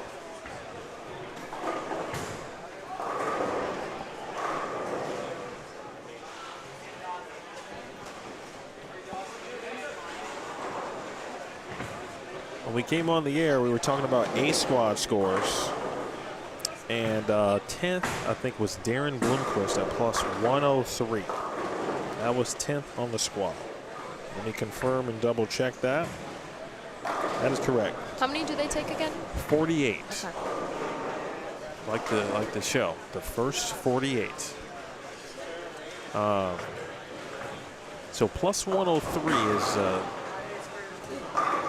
good number here. If you can get around or certainly above that number, then you should have certainly a chance to move on. I haven't seen Matt Hibbert in a while, but boy, my memory is leaving me. It was either UW, Milwaukee, or Oshkosh, but I want to say Milwaukee at McApee, for he actually made ISC's The Show several years back. Okay. The Hibbert family full of fantastic talent. Shout out to Billy as well, and Dad is always in the chat watching. Lucas Herzrud moved over to 9 and 10.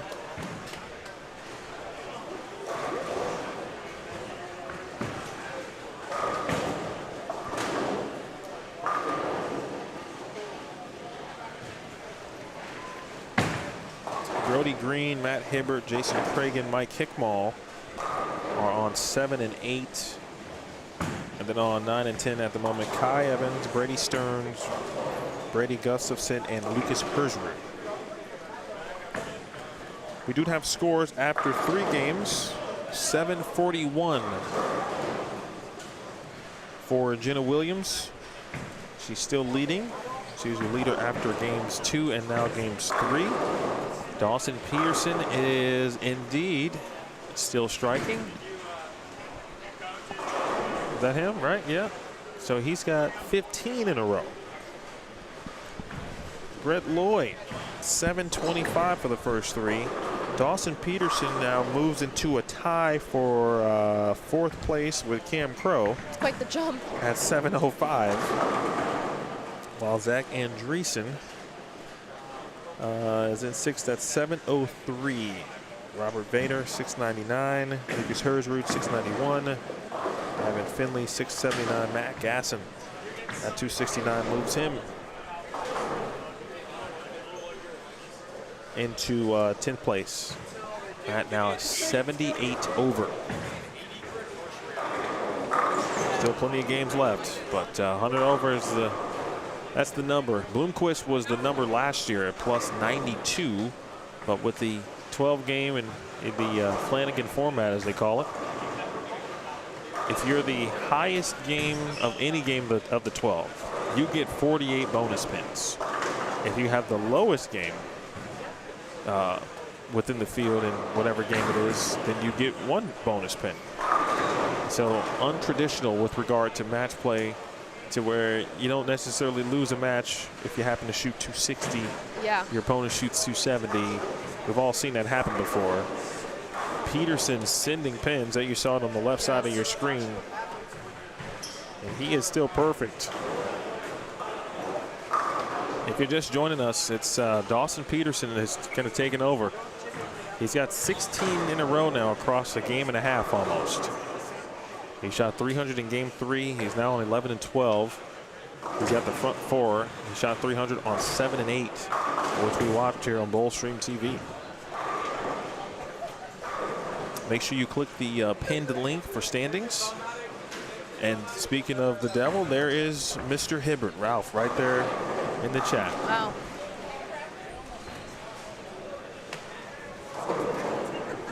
Appreciate those who have tuned in. Please hit the thumbs up and subscribe if you have not already to Bowlstream TV. Brooke, have you subscribed to Bowlstream TV? You know, I haven't. I actually didn't know you. I know. I'm so. I'll go do it right now. This is unbelievable. I'll go do it right now. This young lady is a guest in the booth right now. Okay. To be fair, I didn't actually know you had your own channel. Well, thank you. I'm okay with that. So. I'm actually okay with that answer. When I saw you yesterday, I was like, oh, is Emil here with Bowl TV? And you said, nope, I'm here on my own. And I was like, well, this is pretty cool. Subscribed. Thank you. Yep. I'm good now, actually. I'm good for the rest of the day. Brooke Salsman is subscribed. As the kids say, I'm Gucci. That is the slang these days. You know, when you have kids like me, and my kids are not, you know, even in middle school. They're still in the early stages. But I'm like, okay, we had a kid's birthday party for Trey. He turned 6, but he actually invited some of his friends from kindergarten. And so now it's like, well, you want to be that dad. You want to be the cool dad. Yeah. Who gives cool parties. I wasn't happy how my grass ended up, but that's when I knew I was 41, when I was upset about the grass. Your grass.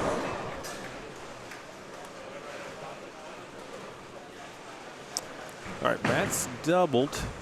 He's got a couple of opens, though, through 5. That's on 7 and 8. We'll go full screen there in a moment. Dawson Peterson, actually, let's go there now. You can see Peterson then on the left side of the screen. Or right side, I beg your pardon. Dawson Peterson will be on the right side of the screen. And he's looking for 5 in a row. Didn't like that one. And still striking. Each one he has not liked has struck. I when you throw it that good, I mean. Exactly. I gotta say this: if I was St. Ambrose or Mount Mercy, and obviously he's friends with a lot of players, right? Well, I'd be trying though. I'd be trying hard.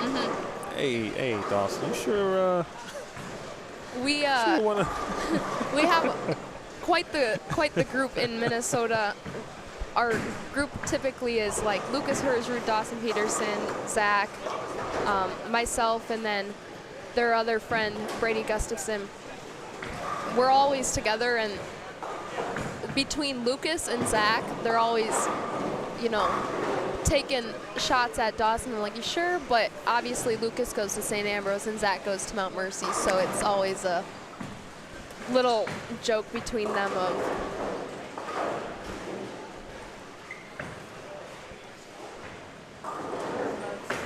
where might Dawson go? And his response every time is, I'm not leaving.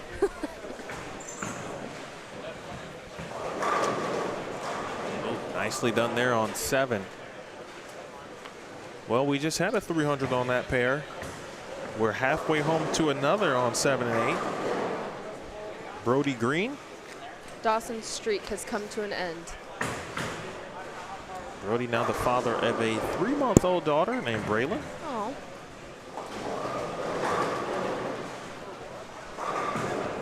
It's Mike Hickmall. Mike finished, I believe, 5th last night in the sweeper.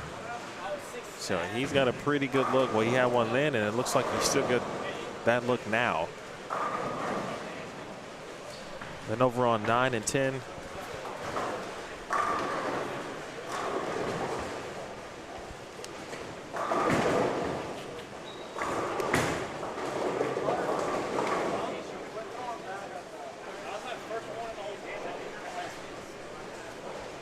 Why can't I find Lucas on my sheet? Obviously, he's going. There he is again. Kai, Brady. There's 2 Brady, Stearns and Gustafson. Kai Evans, by the way, is letter B. Brady Stearns is letter A. Brady Gustafson is letter D. And Lucas Hersrud is letter C. On 9 and 10 as Kai Evans now with 3 in a row. Okay.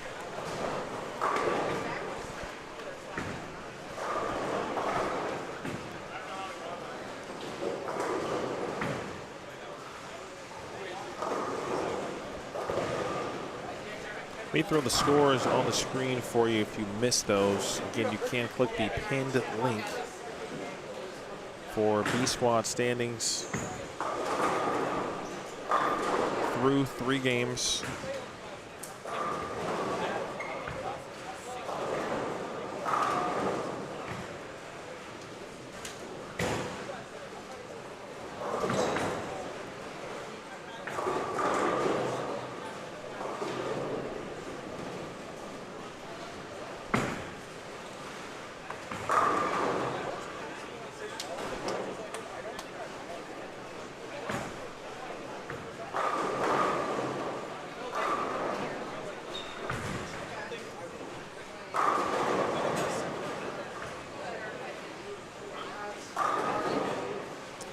Pin there in the end of the run for Brody. Let me throw these on the screen for you here.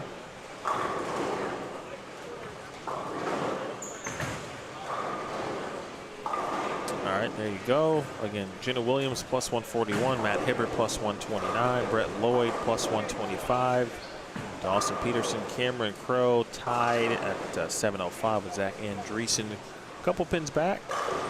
Robert Vader 99 over, Lucas Hersrud 91 over, Gavin Finley 79 over, and Matt Gasson now 78 over. Kickmall wraps a 10 pin.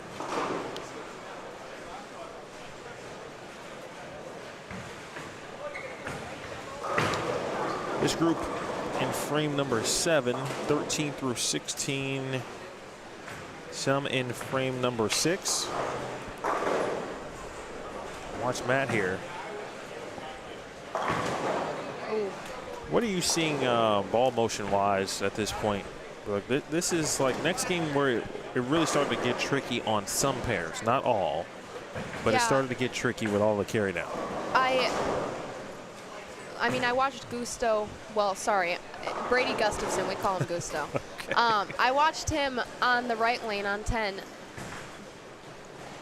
Great shot, flush, and then on lane 9, it was pretty much the same shot, and he left that 2-pin combo you were talking about earlier. I think it's getting tricky for some who are in urethane to figure out if it's the time to switch or stay in it and mess with it a little bit more. But the people who are going to reactive is typically going to shiny stuff, it looks like, and moving quite deep. So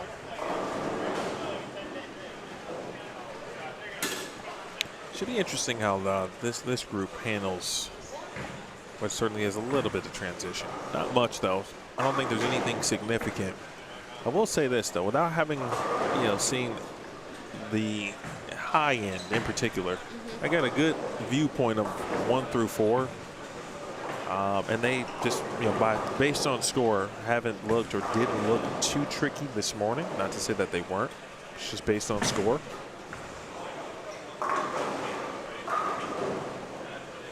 But the high end, of course, I have not seen at all.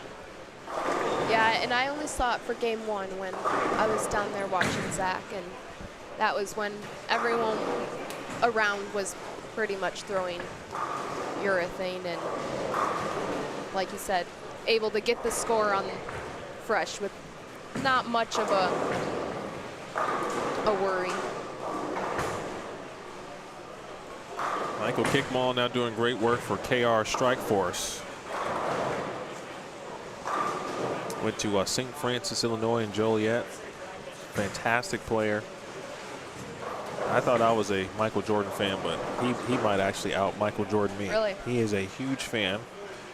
And everything that he wears, like even with regards to his bowling attire, right? That's a 95-96 Bulls themed jersey. The pinstripes that he's wearing. Okay. Yesterday he had some that had some elephant print, which is kind of an ode to Air Jordan shoes. Okay. So it relates back to 1,000%. Okay. He is a huge Bulls and White Sox fan. Gotcha. Bulls, some regionals and everything, really everything between now. And now he's putting in the work from the industry side because he does work at KR Strike Force. Can you see yourself working in bowling? I do. I think it'd be cool to stay in it, which is also part of the reason why I am in the management and human resource management and plan to do marketing, because in the bowling companies there's so many of them that hopefully one of those 3 degrees help to find an opening.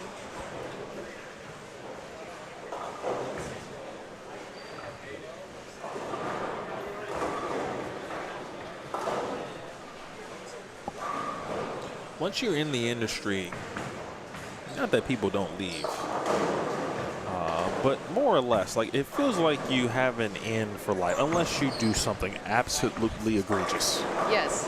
Right, but you know, if you leave in good standings, haven't burned any bridges, generally speaking, right, that you can come back and, you know, different roles, different brands, different companies, and still, you know, enjoy the industry life in that regard. Quick peek again down on 13 through 16. Mike Hickmall, bottom right of your screen, able to get the 7-pin to fall late. I'm not sure what hit that. Brody Green can shoot 279. We'll try to watch his 10th frame here in a moment. Logan Williams. Logan went to Robert Morris, Illinois, not at the same time that Matt Gasson did, but a few years later. Brother can shoot 196. Brittany Smith coming off a 245 game. It gets to 235.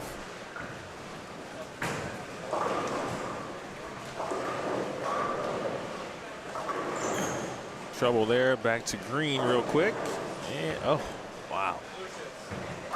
That's a tough one because it's choppable as well. Yes.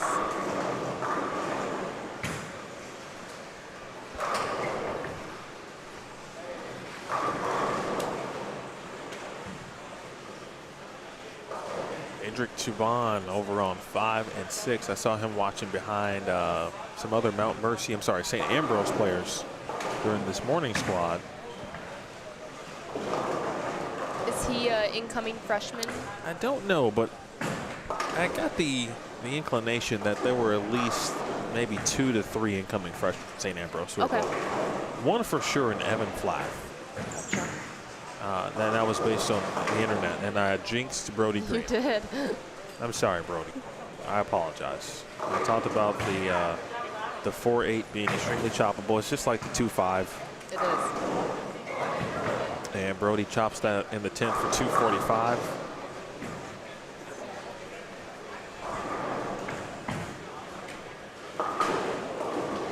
One squad remaining with regard to qualifying. And that will be C squad. They will take to the lanes approximately 5 p.m., but it could be somewhere between 5 and 5:15.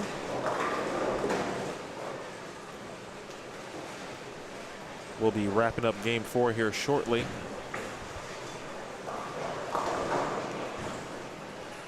That one might have just been a hair fast there for Matt, but he's in that zone where once you start inching a little left, and then if your miss is left and it's up the boards,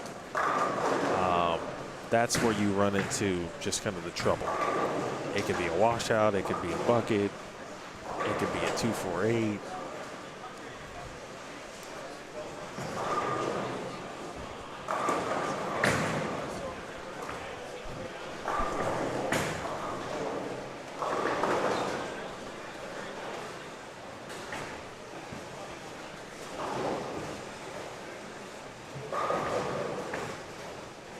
Plus 100, I think, is that's the number you want to try to get to. Yeah, I was gonna look and see. Typically, they update it with the squads combined as well on the Facebook or. That's a good point. There's nothing yet.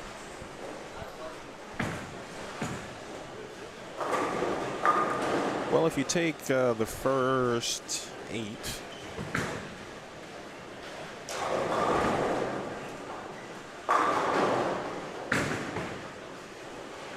actually the first 7, well, we got to go first 6 because there is a plus 103. So if you take the first 6 and add them, you got 6 in, and you got a handful of players in this squad hovering around 100 over. And obviously we are not done yet, so plenty of games left. Speaking of plenty of games, Mike Hickmall.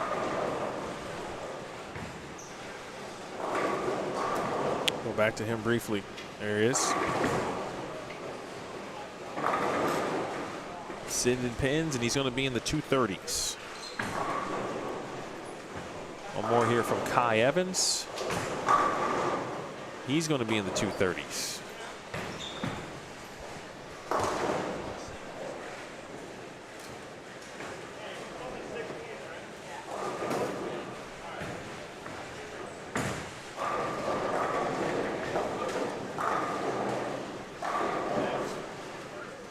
shot for Brittany Smith. This pattern is 37 feet in length. Again, 37 feet in length. 1.11 to 1 on the left.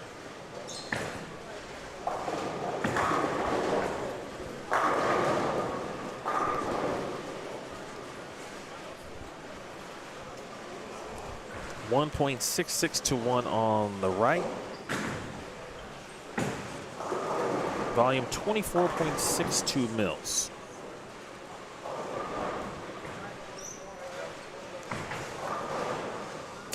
Brings back a question though. I've been on the hunt, and I feel like we've had obviously a lot of good bowling, but I've been looking for and trying to pay close attention to lefties, and I don't know if scores just aren't standing out, but I haven't seen a ton of high scores, and that was a question earlier this morning.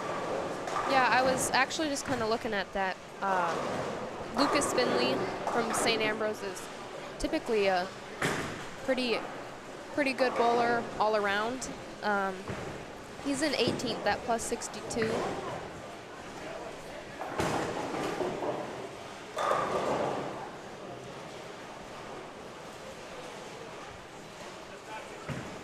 Obviously, Cam Crow is Cam Crow, so yeah, I don't really include him. Yeah. With that said, though, I mean, you obviously can't leave anything to chance. So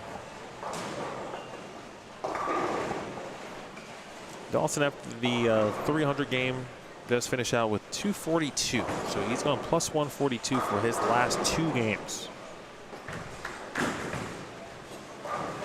A second double, or nearly a second double, excuse me, wraps a 10 to Brittany Smith. I was looking at her come back from the approach. Heard the sound. It sounded like 10 down. Meanwhile, 290 opportunity. Speaking of lefties. Well, hope I didn't jinx them. You did. Of course I did. 2 pin.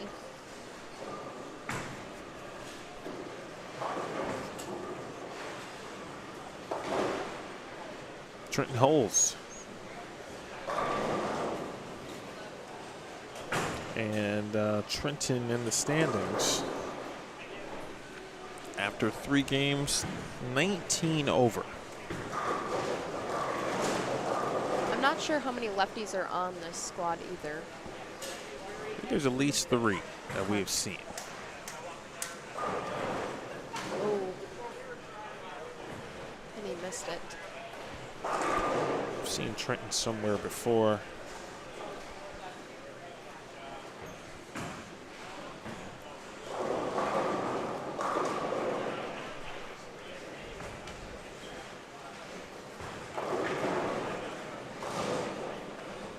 Speaking of Wisconsin, Milwaukee, Trenton bowled there. Okay. Last time out was in 2022-2023 season.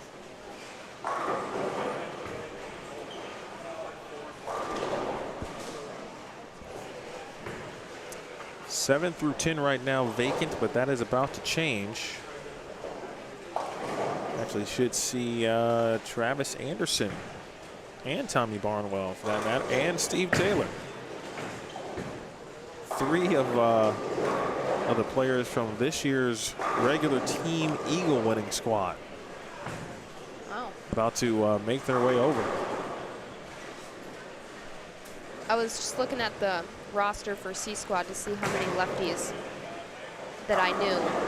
And there's at least 4 that I know are for sure lefties. Okay. On C Squad. So it'd be interesting to watch their scores.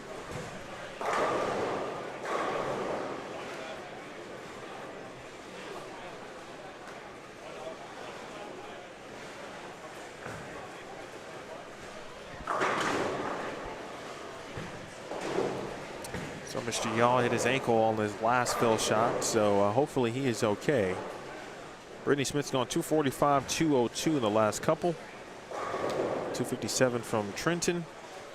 I do see a level and a pitch black in her hands when she was walking back, so.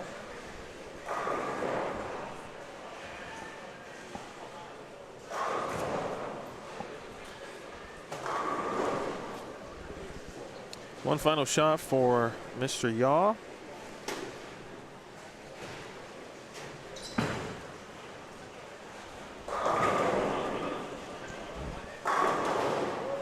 All right, 170. 170 for Mike Yaw. And with that, we move to game 5. And, well, Brooke, I think I'll allow you to go watch. Thank you. Since, of course, Zach is moving on to the high end. He is. Anything that the viewers should be paying attention to? Obviously, you won't be bowling, but what should the viewers and the fans of college bowling expect from Mount Mercy this season? Yeah, our men's team is going to be quite strong again, so that will be really fun to just kind of watch it all unfold. We had two seniors on varsity, and so a majority of the guys coming back, and then we have some pretty good incoming freshmen as well on the guys side, and then on the girls side as well, we have some pretty good freshmen. Tori Franklin just got second at Junior Gold, made junior team there. She had quite the that's right. summer with PBA junior stuff and things like that. So she's coming in, and then we have a few others as well. So it'll be fun to watch them.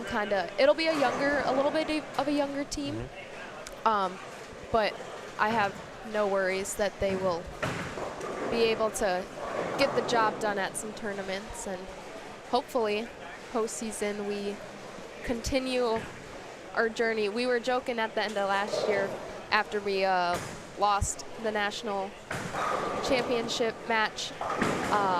We got third the year before, and then we got second last year. So, you know, maybe I should move up a spot every year would be nice. But yeah, it's going to be fun to watch. Excellent. I appreciate you, Brooke, for hanging out. Yeah, thanks for having me. And good luck to Zach the rest of the way. Thank you. That is Brooke Salsman. We're Rookie of the Year, Player of the Year, First Team All-American at Mount Mercy.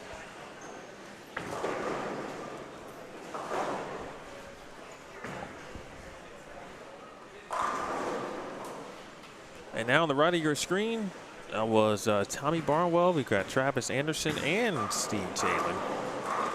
3, again, of the 5 members of the regular team winning squad at the Open Championships this year.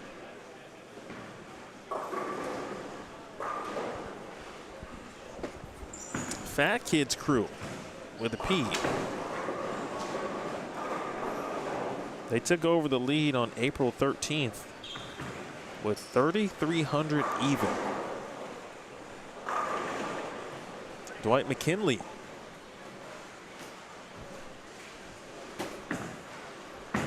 And game 5 started here. It looks like maybe one pair left. Actually, no, there's a couple pairs on the high end, I think. That might be finishing up game number 4. Jerry Mars representing Wu-Tang. Got to diversify your bonds.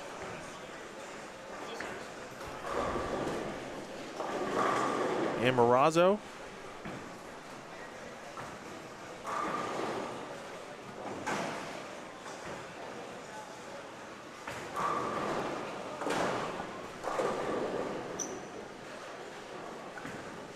This is a Chicagoland group.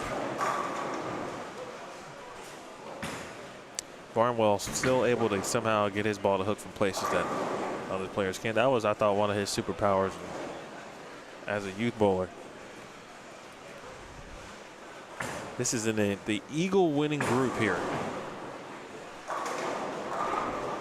We mentioned the 3 members, and then we talked about Zach Rhodes, who helped BowersBowlingTour.com win an Eagle in 2016 also. So 4 regular Team Eagle winning members on 1 pair of lanes.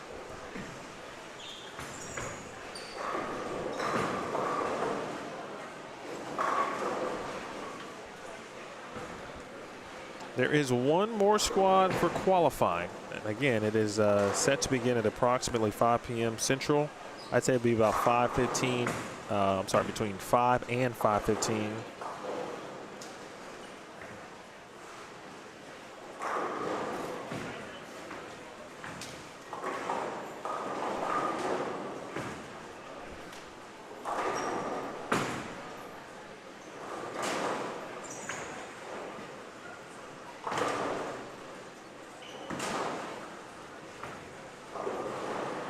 At the end of the block, so about midway through Game 6, 11thframe.com's Jeff Riggles will join me in the booth, and then we will talk with the squad leader.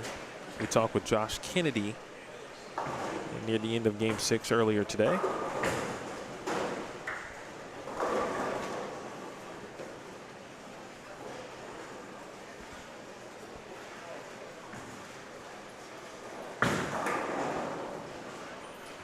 Let's see what Dwight's throwing there. Something that's nice and rolly.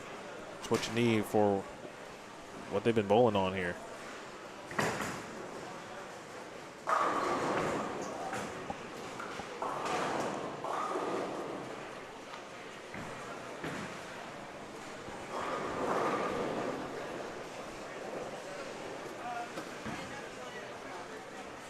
Again, 12 games for the 48 bowlers who are going to advance. Oof, 9-pin goes. Top 48 will advance. Be back at it at Sunday at 9 a.m.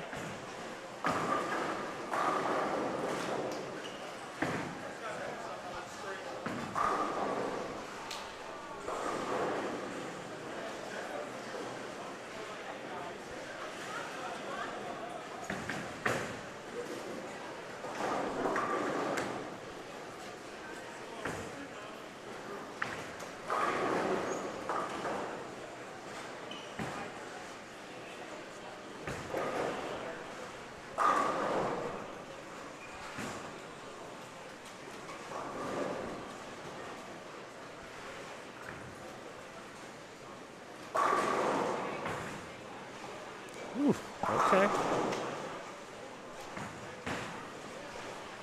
Not sure you would expect too much less from some of the starts here for this particular group on 9 and 10. Might be having Eagle winning flashbacks right now.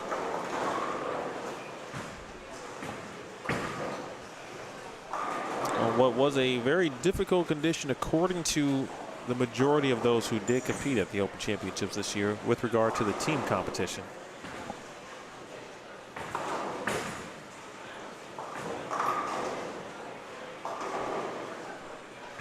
Travis Anderson, from the bowling perspective, looks very similar. He used to bowl a handful of like PBA type events. Like I think he bowled the Masters several times actually. That's about the time I'd see him. That one rolled off the spot very nicely. For Tommy Barnwell.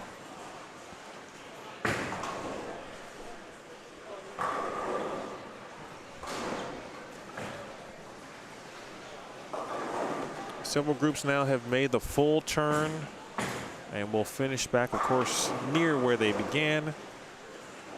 So we see Jenna Williams, Brett Lloyd, they're over on 5 and 6 with Robert Vader, Thomas Cutsforth, Keegan Alexander, Cam Crow over on 3 and 4 with Hayden Stewart, Dakota Solanka.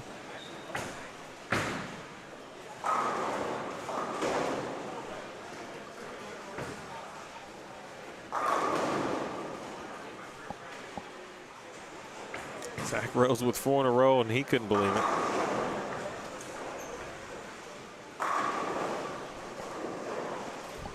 He still can't believe it. His facial expressions.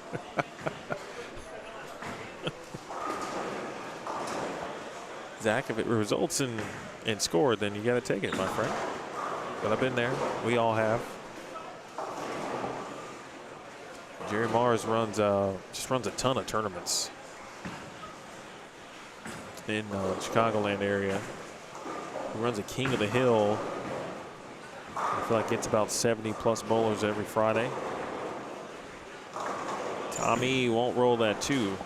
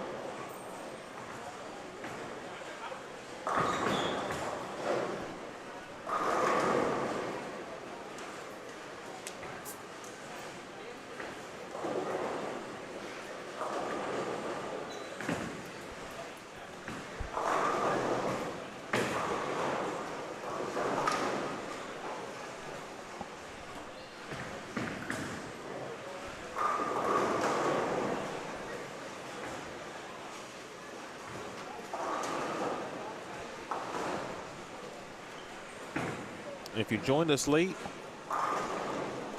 we should have our 4-game score update pretty soon. Jenna Williams had the lead after games 2 and 3. And now, as Jen Wittenberg brings the score, she still has the lead after now game 4 at 972. So go ahead and click the above link. It is pinned in the chat. Scores are available and updated for B Squad. Jenna Williams plus 172 for 4 games. Dawson Peterson, after the very slow start, at plus 5 for 2. He's going plus 142 for his previous 2 games. He's now 147 over in second place on the squad. Robert Vader 141 over, along with Cam Crow. I believe Cam has removed himself from the top 5 since the start of the squad.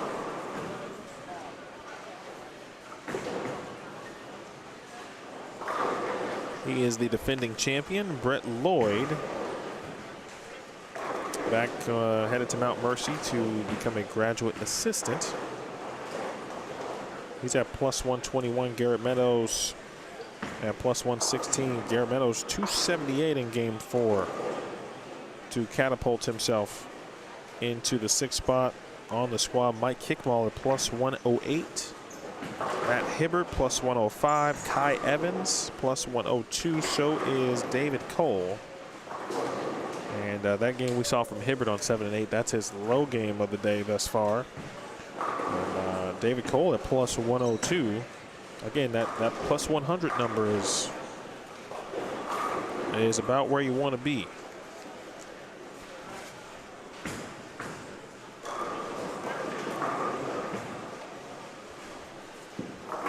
There are still scores going down in this squad. A lot of them are happening certainly by the same players.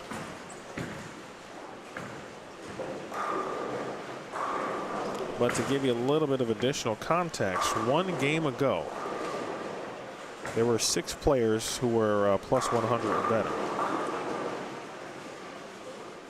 That was after 3. After 4 games, there are now 10 players who are plus 100 or better.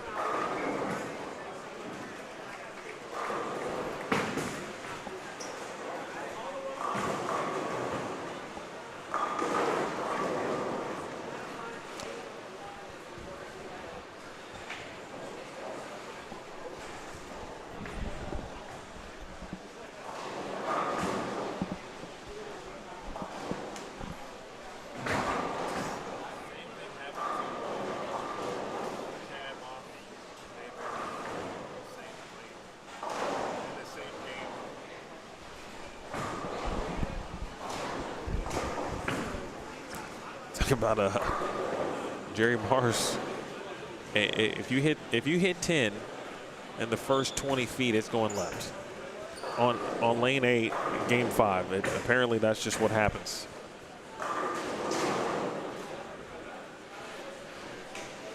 You got to make sure your ball is going right as you get later in the block on this pair of lanes. They certainly got tricky.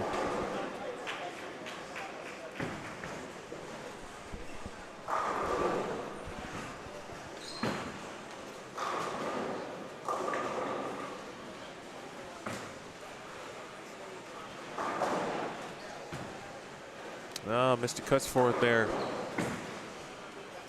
Unfortunate miscue as we watch Marazzo.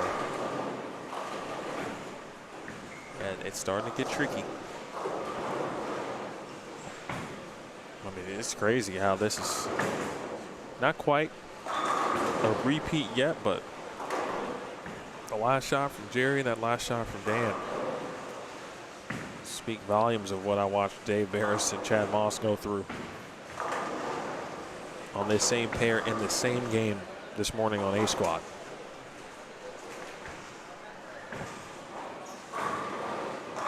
Barnwell this time won't get the 9-pin out.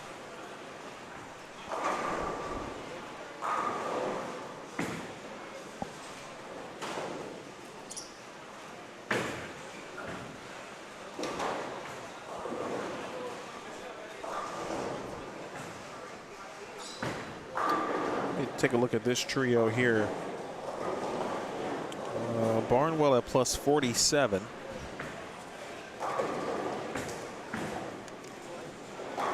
Travis Anderson 16 over. Steve Taylor is 13 under. Then Zach Rhodes 90 over. That's the group on lanes 9 and 10.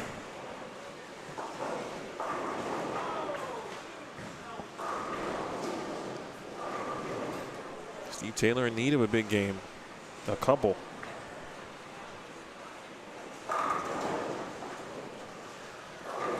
Jenna Williams still striking over there on 5 and 6. Brooke Salsman, who did join me. Thanks to Brooke. Appreciate her hanging out in the booth.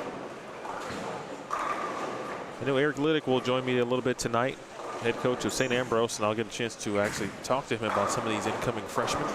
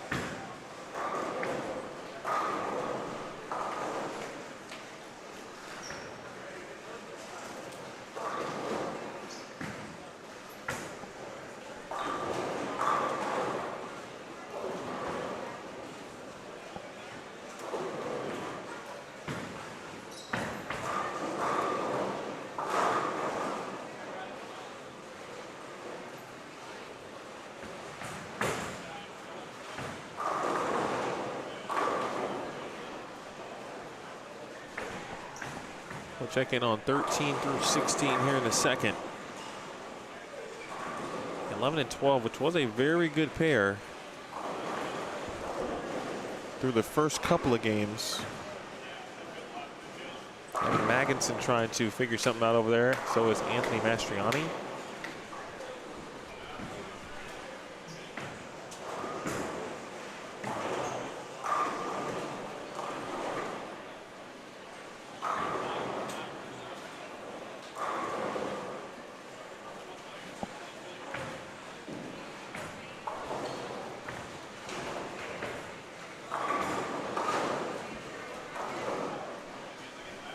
All right, starting to get a little iffy.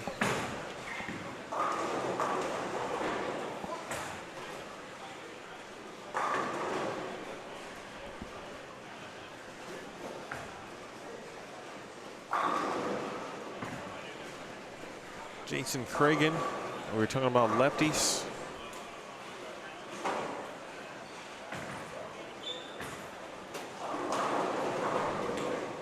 Jenna Williams, another 8-pin. There's been several on 5 and 6, and there's been a couple on 7 and 8. And as Brooke mentioned, the level. Well, actually, no, we were talking about Brittany Smith with levels and pitch blacks, but we did believe that Jenna had been throwing a level throughout the day.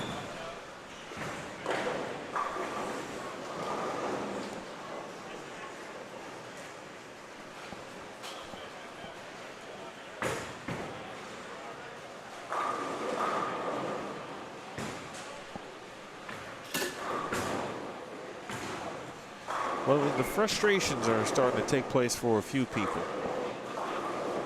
You can watch the reactions, the body language coming back, and what a couple are saying to themselves.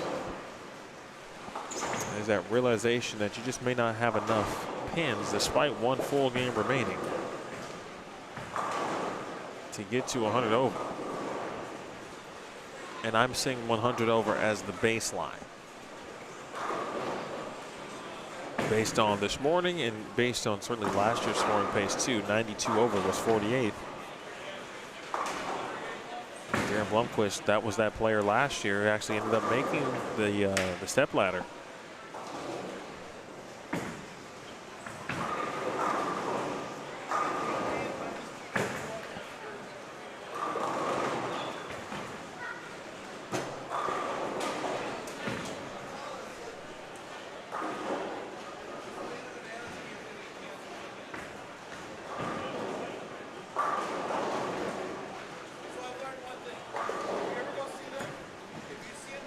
Jerry Mars at plus 69. It's a big game for him. He is trying to salvage this thing as best as he can here.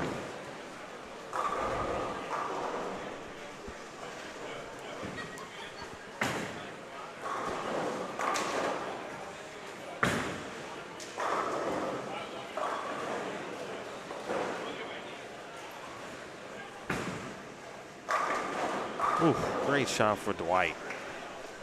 Wow.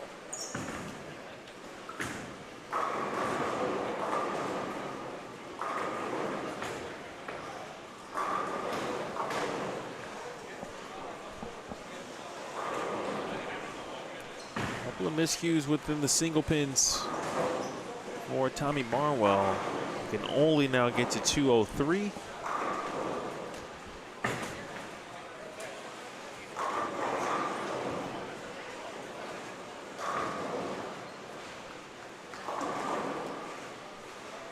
Mars is going to try to salvage 193 here. If he's able to do that, somehow at least get to the 190s, I would keep him in the plus 60 range with one game to go.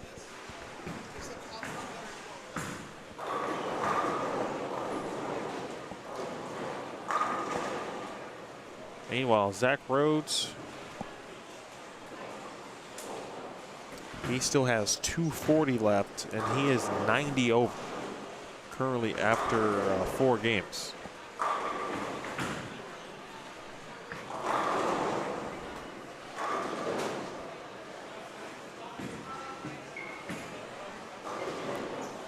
Like there could be a couple of scores down on 13 through 16. I'll take a look at here in a moment.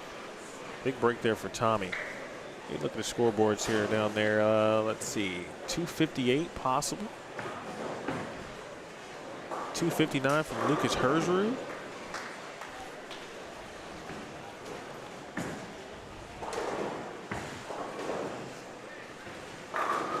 Bickmall can still get into the 220s.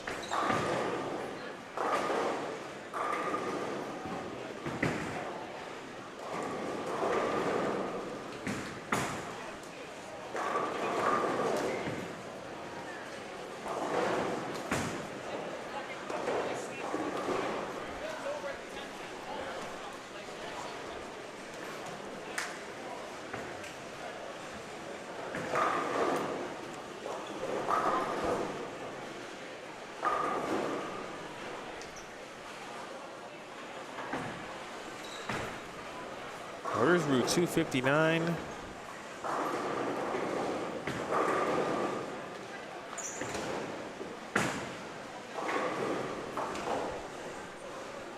Brady Stearns going to be in the 250s as well. There's some opportunity, but a couple of splits for Brady Gustafson.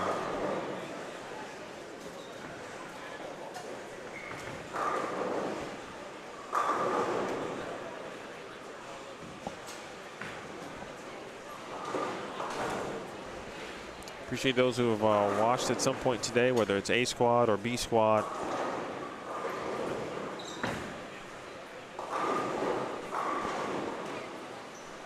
Barnwell, by the way, shot 200 even at the bottom right of your screen.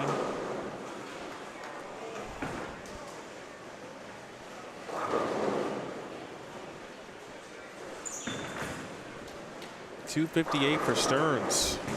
Wow, how does that not connect there for Brody? Brody is 85 over. All right, so strike here gets him to +1. I'm sorry, spare gets him to +105 with 1 game to go, and +100 being the barometer, if you will. Now kick maul 5 through the middle. See if we can give this one a run here.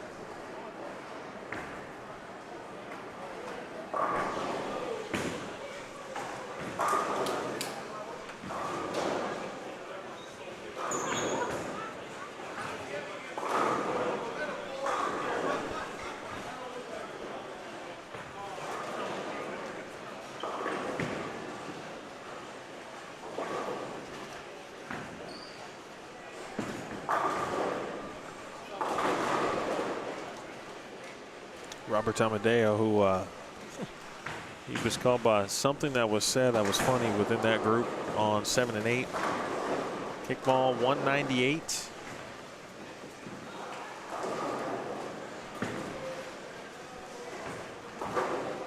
Matt Hibbert, as Evans going to be in the 220s with that group there. Goodness gracious. Between Hersrud, Stearns, Gustafson, and Evans, the low game is going to be 224 possible. Roll, maybe. That was needed for Matt Hibbert. He's at +105. He gets the next 2, he'll be at +99 with a game to go.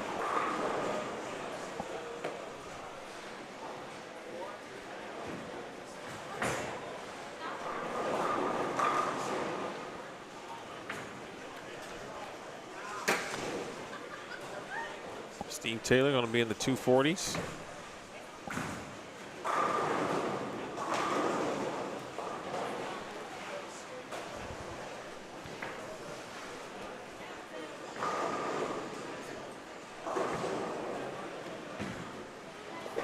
Please share if you have not. Hit the thumbs up and subscribe if you haven't already to Bowlstream TV as well. Zach Rhodes ended up shooting 223. Steve Taylor's going to shoot 246 with a spare. We'll see if Matt Hibbert can figure something out here, because he'll need to, at the very least, maintain. You know, 2 teens would be the goal there at least, as he gets to 194.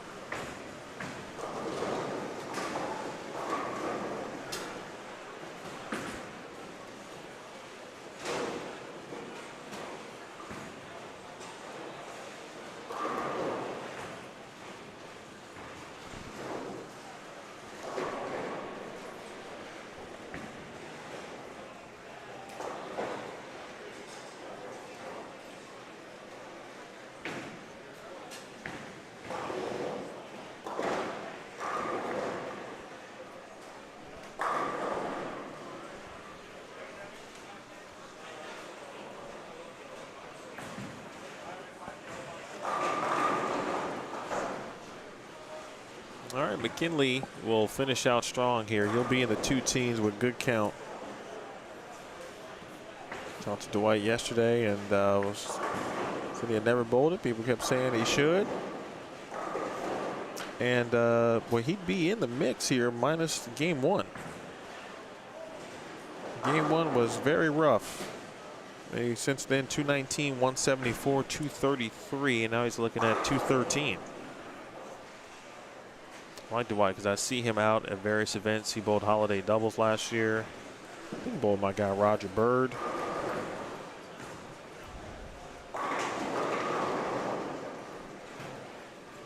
Other scores, looking at lanes 1 through 4 and even 5 and 6. Not a ton happening, with the exception of what we saw on 15 and 16.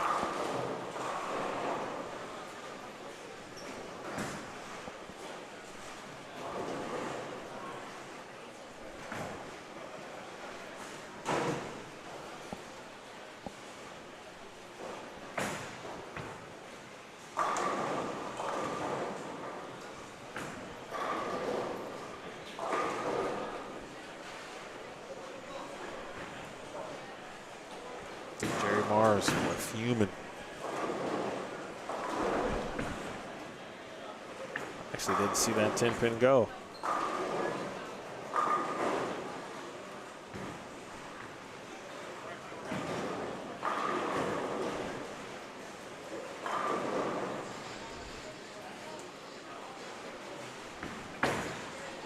It did take a little bit.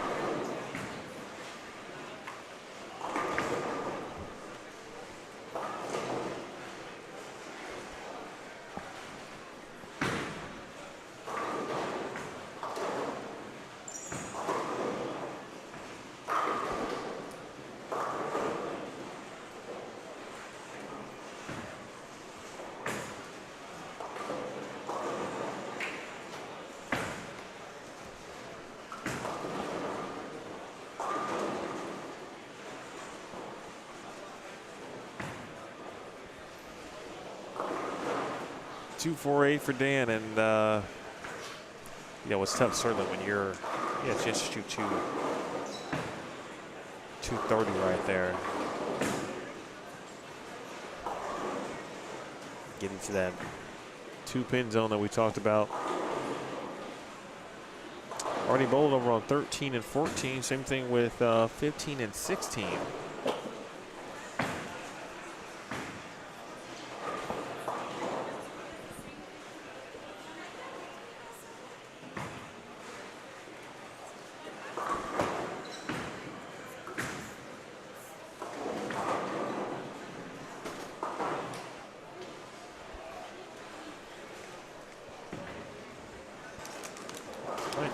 Eagle winners over on 13 and 14.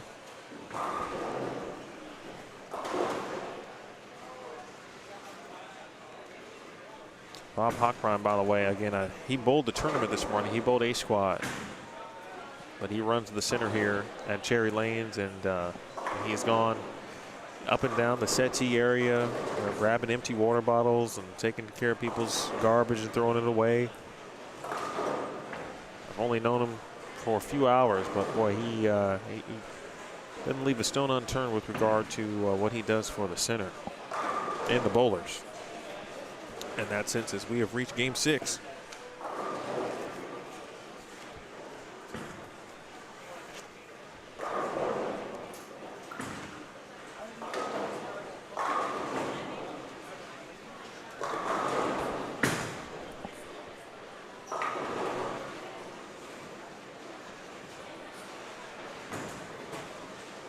Five and 6 are heading into the 10th frame.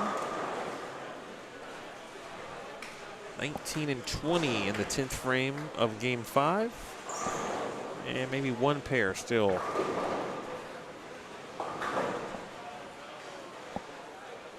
Finishing up game number 5.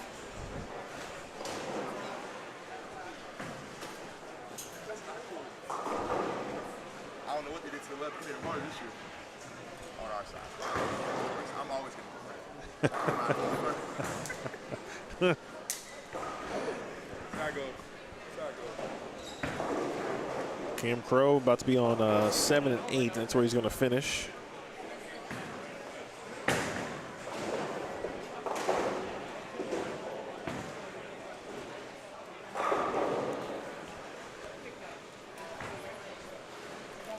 All right, anyone waiting to watch anyone in particular or specific during the C squad tonight before we make that first cut?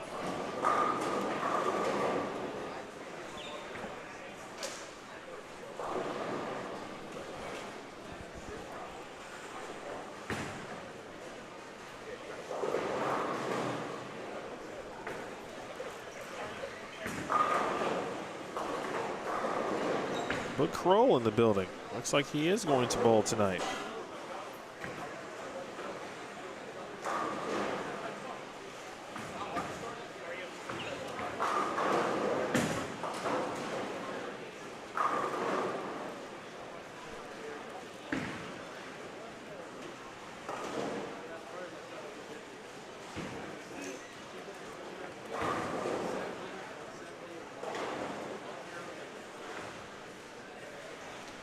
good player set to hit the lanes. You'll see Juan Pablo Aguirre, Rob Omer, Tristan Albrecht, Brock Anderson, Austin Ode, Mike Baker, Ethan Beach, Andrew Blaney, Jake Boxty, Quentin Bolin, Cameron Brundage, Gabe Castro,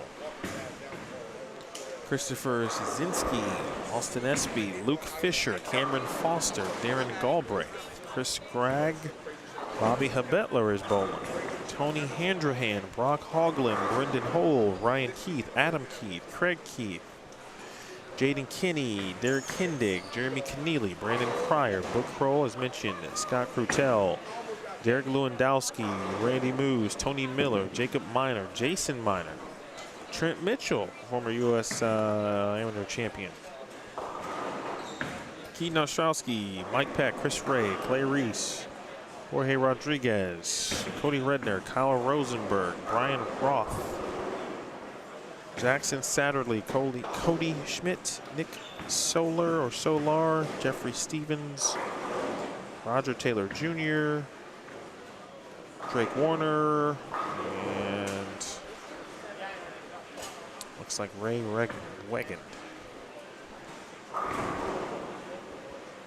That was the list for C Squad tonight.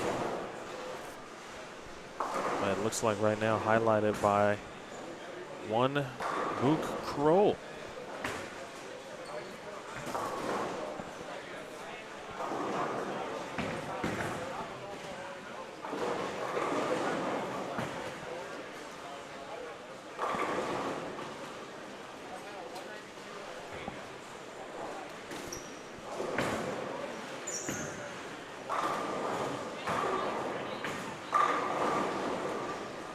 All right, Cam Crow trying to finish strong.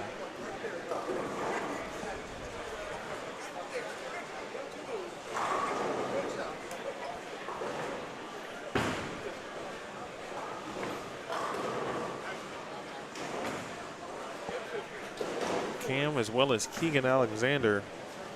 And we're speaking to Keegan. He started so well.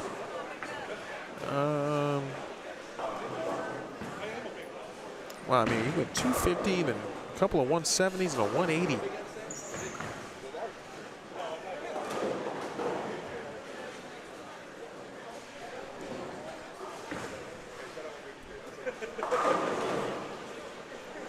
Dawson Peterson shot 300 today if you're just joining us. That run from games 3 and 4 actually got him to move him to second overall in the squad. It's at plus 147 after 4 games.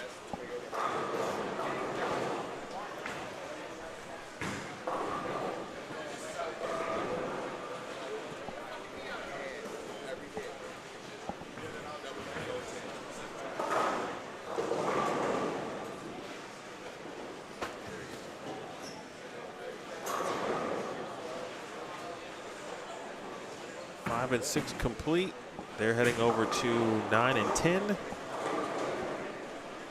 13 through 16 looks like they're going to finish first.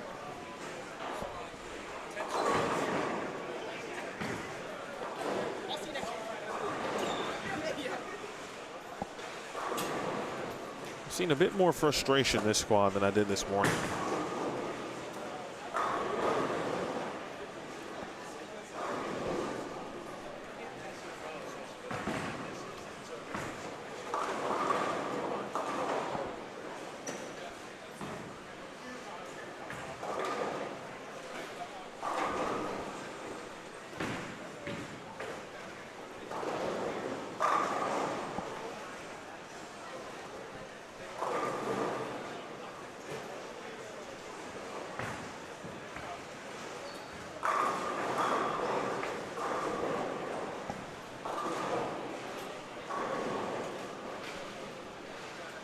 Kendrick Siders over there on 5 and 6 can't get, or is ready to start, I should say.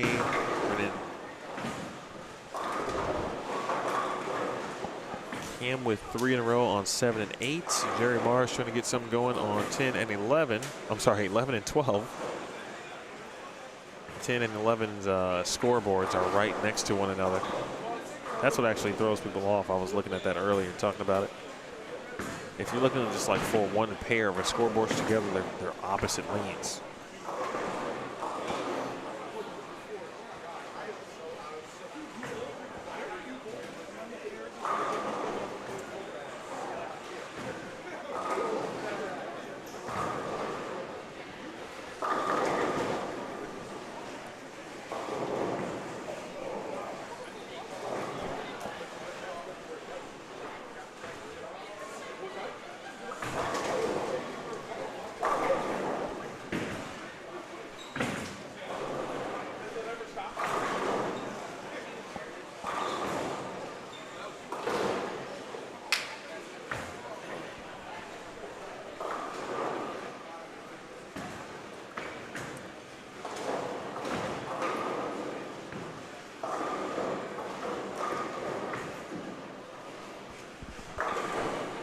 At least for a few frames, we welcome into the booth Mark London.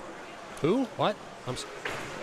Who is? Did I get lost? Oh, yeah, man, you've done just about well, everything. That's okay. I work here.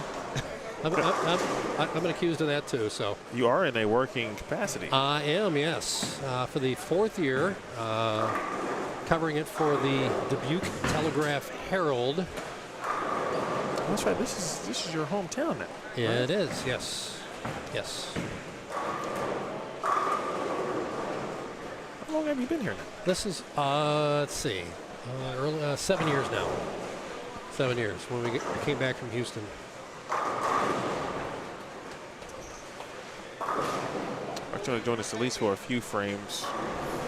Because of the little bit of the errant pace, we don't know who's going to lead, but whoever that person is going to join Jeff Riggles here in his booth as well. Sure.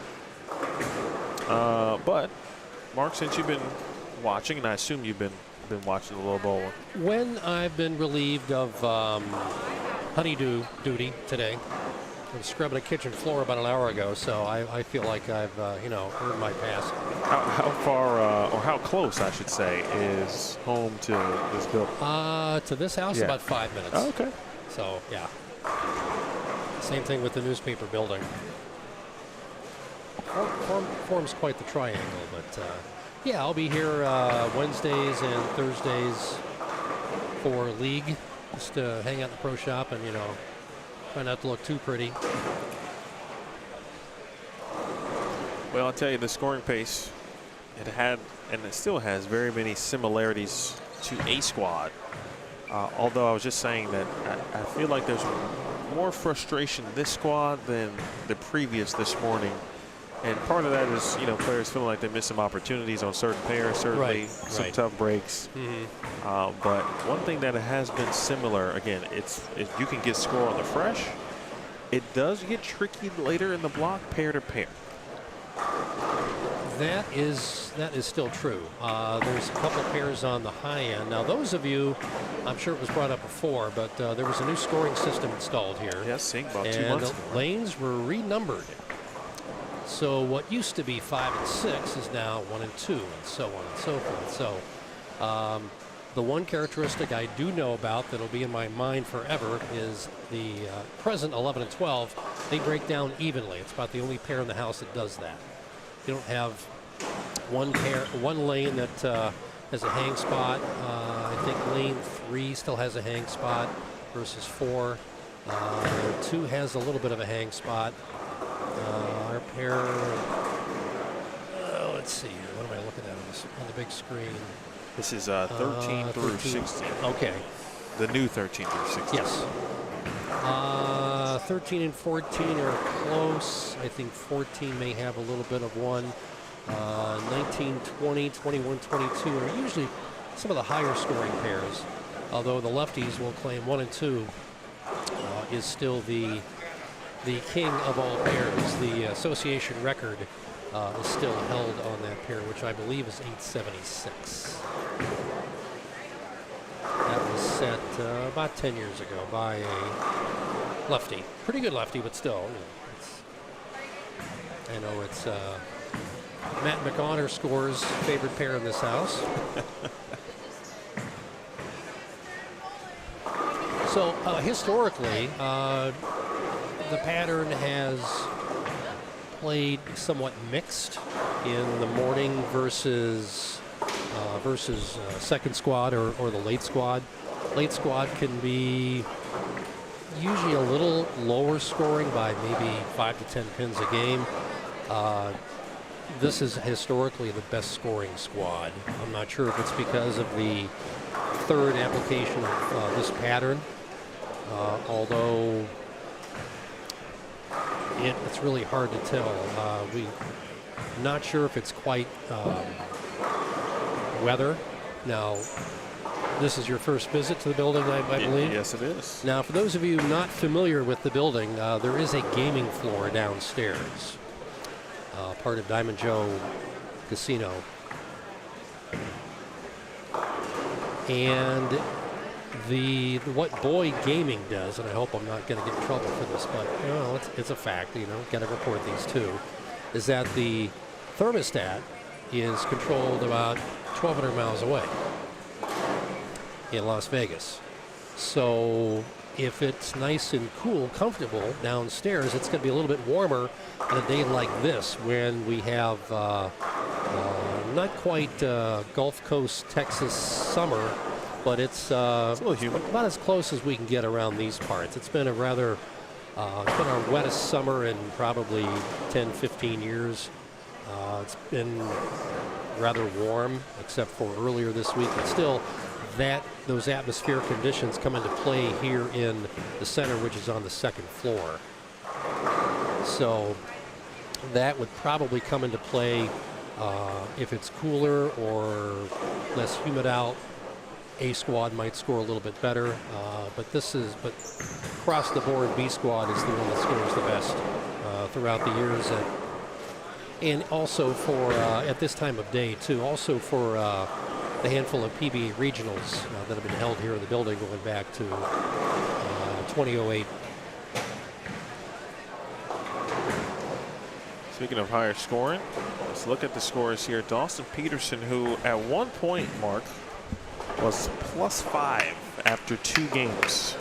Yeah, didn't he start out with like $160 or something? Wasn't that bad. 206, 199. Okay, well, all right, you know, no 170 out of the gate. Right, then 300, 242. Whoops. 259. We used to say he was practicing between games. Back in the 90s, when those of us now proud to be raisins came up with that term, and we would be slightly cynically sarcastic describing our performance during qualifying blocks. So the practicing between games would definitely come into play if it goes from, you know, handful of pins over to shooting the triple ham bone. So always fun. But the tricky part, as you know, is once you shoot a game like that, you know, 290 plus, it's what's the next pair going to have? What surprise or what? Trying to think of the current term to describe that, but it's something that you hate to get to. I mean, if you bowled enough regionals, God forbid, I've been there too much and going, oh great, you know, it's like trying to hit that end pair, that tricky end pair in the last game or the second to last game of qualifying when you're close to. Good, you? Good to see you, my man. Good. Throwing all right? Participating. All right. There you go. There you go. That was the most Cam Crow answer. Yeah, yes, indeed. Participate. And here, I'll throw this one at him too. The real tournament starts tomorrow. The real tournament. Well, I was going to tell your folks I said hello. I had a great chat with them at the Tour Trials last year, as we were on last year's live stream. Oh, tell your folks I said hi. Oh, we'll do. You got it, man. So I had a great chat with them as he was qualifying for last year's tour. As you know, defending champion, made a great run, very consistent on Sunday. Had won a doubles tournament the week before. So then he goes to the very next day to Chicagoland to start the PBA Tour Trials, which finished up in a center that I called home for my pro shop for 12 years. And it was a lot of fun to be there that day watching. Was it Deerfield? Deer Park. Deer Park. Thank you. The home of the infamous Steve Jarris 129 game, which for many years he was still proud of being able to roll the highest and lowest single game in PBA television history. But anyway, enough about my wild and wacky facts that I throw out every now and then. But looking at the way the pattern is played, the overall premise is, and as was covered by Riggs in his blog numerous times, that the goal is here not to get in front of the ball hood, to save the middle of the lane for later. What's happened in other tournaments elsewhere is that people start at 15, looping it out to 5, maybe further out, and then by game 5 out of an 8-game block, the middle of the lane is toast. Texas toast. It's thick, it's ugly, and well, not Texas toast is ugly, but my point is the middle of the lane gets tougher to place, and now you got to figure out, okay, do I try to thread the needle at 5 different spots, playing outside 5 with something, or do I, do the Jason Belmonte where I hit 7th arrow on the fly, going over everything resembling a gutter cap. So it's a mixed bag. It takes the middle of the lane out of play when a lot of bowlers are in need of that. So here's Cam. He had a sick messenger in way back in game 1. Actually, here I got one for you here. I've been practicing my my messenger call lately. On that one, as soon as the pin rolls over the deck, hello, and then as soon as it drops, goodbye. Simple, plain, Simple enough, right there. I'm not. I don't quite have the inflection to use a one word and say bang. I'm not quite. I'm not quite there yet. Not quite. Well, I'll tell you what is there, Mark. You were talking about the scoring pace of this squad historically in a higher scoring pair. So after 2 games today, there were 2 players who were 100 over or better, which is great, obviously. Right. Okay. After 3 games, that number increased to 6. 6 players 100 over or more. Now, I think 100 over is the barometer. I think, right, certainly based on experience. True. Not my own, but certainly looking at scores from last year and the scoring pace so far today. After 4 games, that number of players 100 over went to 10. All right. After 5 games, it is now 17 players. Alrighty then. And we should end up maybe mid-20s, possibly. Brady Stearns is 100 over, and he's 17th on the squad. Yep. He's not bad. He's just outside of that, Matt Hibbert, 99 over. Right where you still want to be. Yep. Same thing that's with a good spot. Ryan Tippett, 86 over. Zach Carter is 83 over. Brady Gustafson is 81 over. Catching a double, catching a 3-bagger in the right spot. Brittany Smith is 79 over. Ooh. Let's see, Chris Wiley, another Eagle winner we were talking about. I'm sorry, Gavin Finley. I skipped one. He's 71 over. Chris Wiley is 58 over. Tommy Barnwell, 47 over. So there's a few players who need a big game to try to have an opportunity here, but I don't know if anyone's going to catch Dawson Peterson. Right. Well, it's nice to be the leader in the clubhouse early. In that position, you're feeling confident. You just want to shut your mind off and then save your energy for tomorrow. But as we all know, Saturday is Saturday and Sunday is Sunday. And I'm with the Flanagan format, it's really fun to watch. That's the last 3-4 games is where you get the serious juggling. You can get it. We've had people as low as qualify as low as like 37th. You know, just kind of not, you know, just enough to make it. Sure. And then you just like that, the snap of a finger, boom, you get hot. You get lined up. You get a good feel because it's different people crossing in front of you, and they can make the show. That's what happened to, from what I learned, Darren Blomquist did that. Yes, indeed. That was the name I was thinking of. He's made, I believe, 2-step ladders in my time here. Yeah, last year he was 48th. Yeah, exactly. He was the number. And you just never know. You just got to put it together. It's when it happens, and you got to ride the wave and just, you know, trust the process. I mean, it's funny how many times we're starting to hear that more and more often in sports. I mean, you have all these podcasts, all these sports talk shows, and the athletes will say, trust the process, because it works. It's proven to work. You have to know. And now that enough people have started to live that, it's believable. It works. We're starting to see some players, unfortunately, fall out of contention, at least in this squad. Ryan Tippett, the best he can do is shoot 160 down there on 1 and 2. Yeah. So at best, he's looking at plus 20 all of a sudden on his overall tally. Let's see who Tippett is bowling with, because that might have some implications. In front of us, Caden Stork is plus 40. He can shoot 258 with all 3 in the 10th.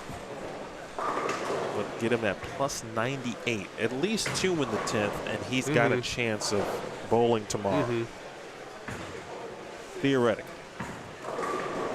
Push. There it is.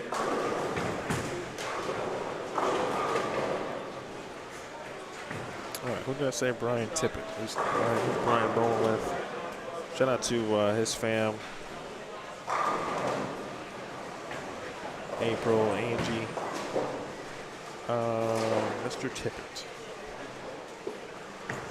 He's bowling with Ryan Birch, Dave Dentlinger. Matt Gasson was still he'd been putting in work throughout the day.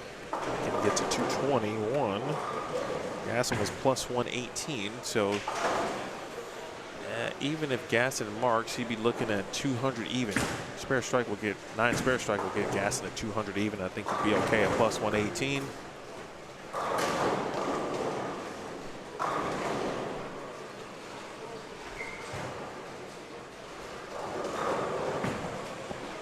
Big shot here for Caden. Liked it off his hand. Great shot there. Sorry, I stepped on you there. No, it's okay. That's a great shot. that shot might have gotten him to the top 48 for tomorrow.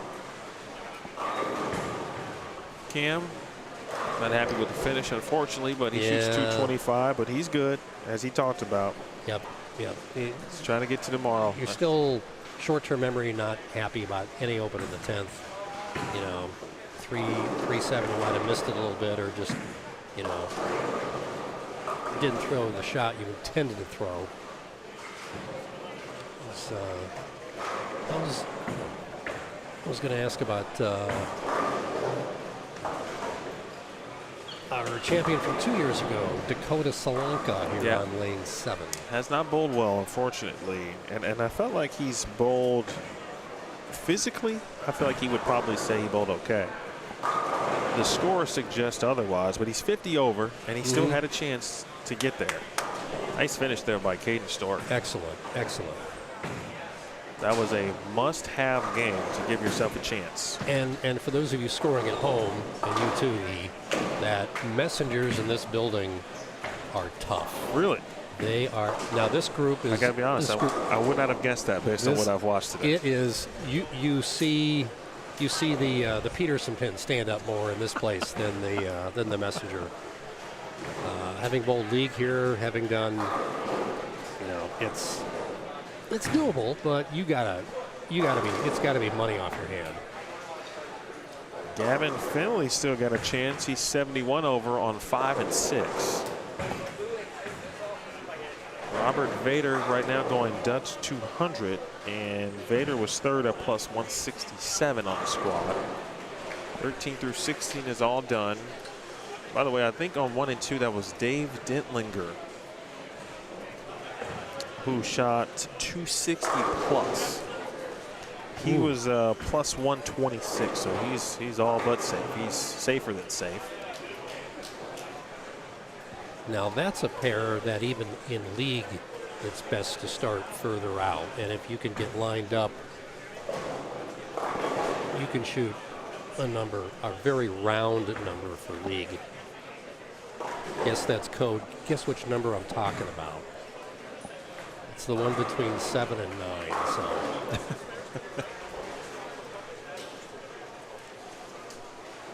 Matt Gasson did go 9 spare strike in the 10th frame to get 200 even.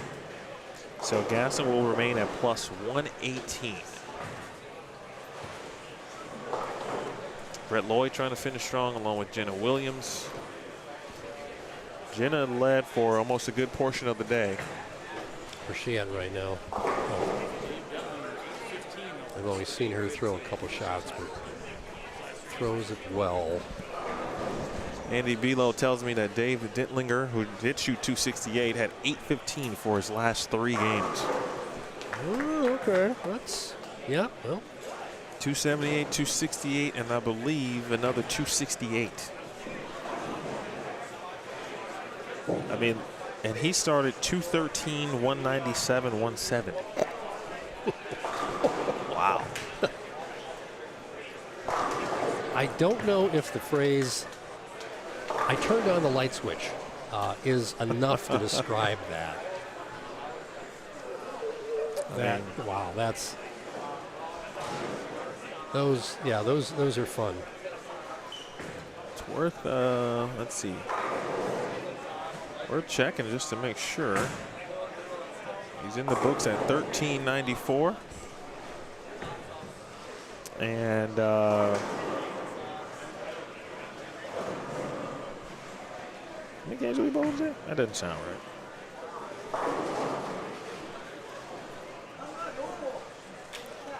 Yeah, I guess it is. 194. It's the first 3 games that threw me off. I'm like, there's no way it's only 194 over, but I guess it is. I was going to say, just to double check that he doesn't take the lead, that would require Dawson Peterson to completely give that up, along with Garrett Meadows, who's still bowling on 3 and 4. And Garrett facing a split here. It's possible. Vader was, he finally caught a double. It is possible that he could take the lead. I'll write his name down or write that score down just in case.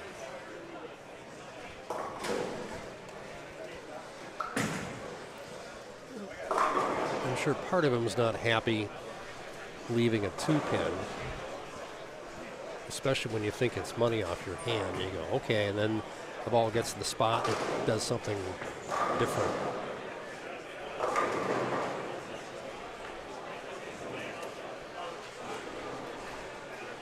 Again, C Squad tonight, originally scheduled for 5 p.m. Just like this morning, or B Squad, I should say, they'll probably be about 5:20. It's not bad.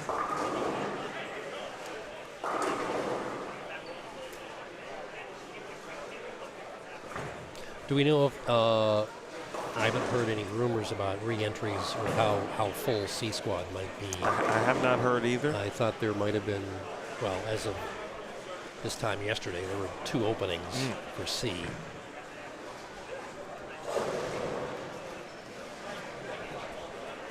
But I see Mr. Hawkrine, Hookie, as all us locals know him, getting ready for his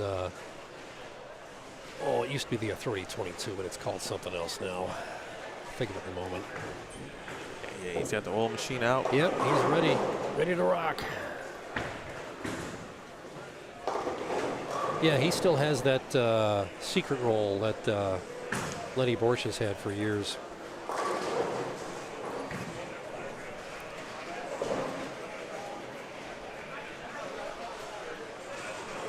Hookie still has his shares of threes and eights in league. Here at Cherry Lanes inside Diamond Joe Casino. Ooh! He turned his back. Yeah, I don't think Robert liked that very much. I'll bet you thought it, well, he probably thought it, oh, expletive, it's soft.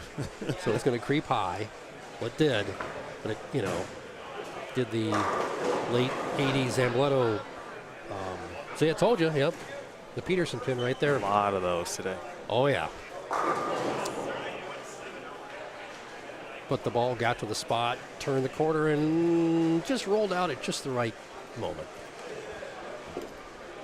Zach Carter fighting for a spot over there on 3 and 4. He's 83 over. Vader needs this to get to the 2 teens. All right.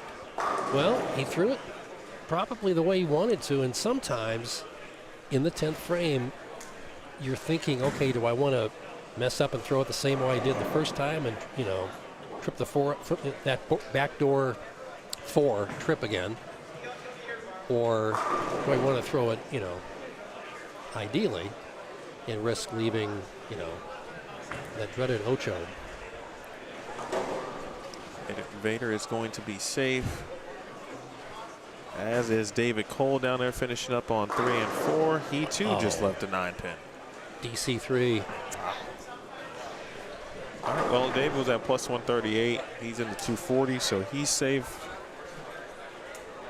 Garrett Meadows, even if he were to open in the 10th frame, he'd be looking at plus 9. Let's give him 9 out. That'd be 209.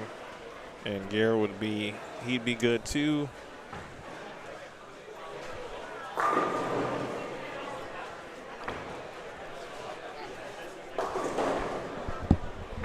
Dawson Peterson, you can interview. I don't care. I don't have to. No. I'm going to get him in the shot. Yeah, sure. No problem. I haven't seen him roll yet, so that's fine. He's 209 and no one can beat him. I don't think. All right, so as we prepare, it looks like Jeff has Dawson Peterson ready. And from what we understand, he is at plus 209. So he shot 203 and doesn't look like he will be caught by any of the players that we talked about. So for the moment, we'll bid farewell to Mark. But, Mark, appreciate you joining us. Sure. I assume you'll be certainly around tomorrow if not tonight. Yeah. And if you need me the first game, I can do that too tonight. Okay. I appreciate that. Sure. You got it. All right. That is Mark London, now of the Telegraph Herald locally here in Dubuque.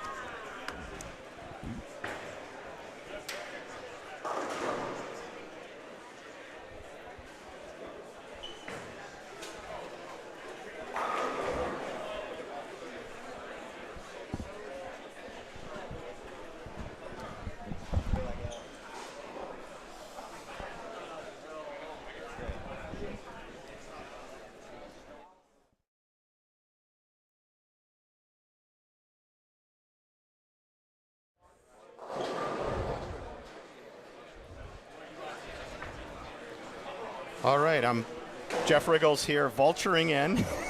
Didn't sit for any of the B squad, but we have our leader here. At least who we think is our leader for B squad. Dawson shot 209 over, correct? Mm-hmm. Well, you're going to sneak. I think Garrett just missed. He can strike out here and get 206. He's got a couple shots to go, but it doesn't really matter. You're not obviously the overall leader. You didn't catch our A squad leader, but again, with all the games tomorrow, does it really matter to lead? Not really. Okay. What were you looking to do today, and what did you do? First 2 games, I threw urethane, and it didn't. I mean, I was hitting the pocket, but I wasn't striking at all.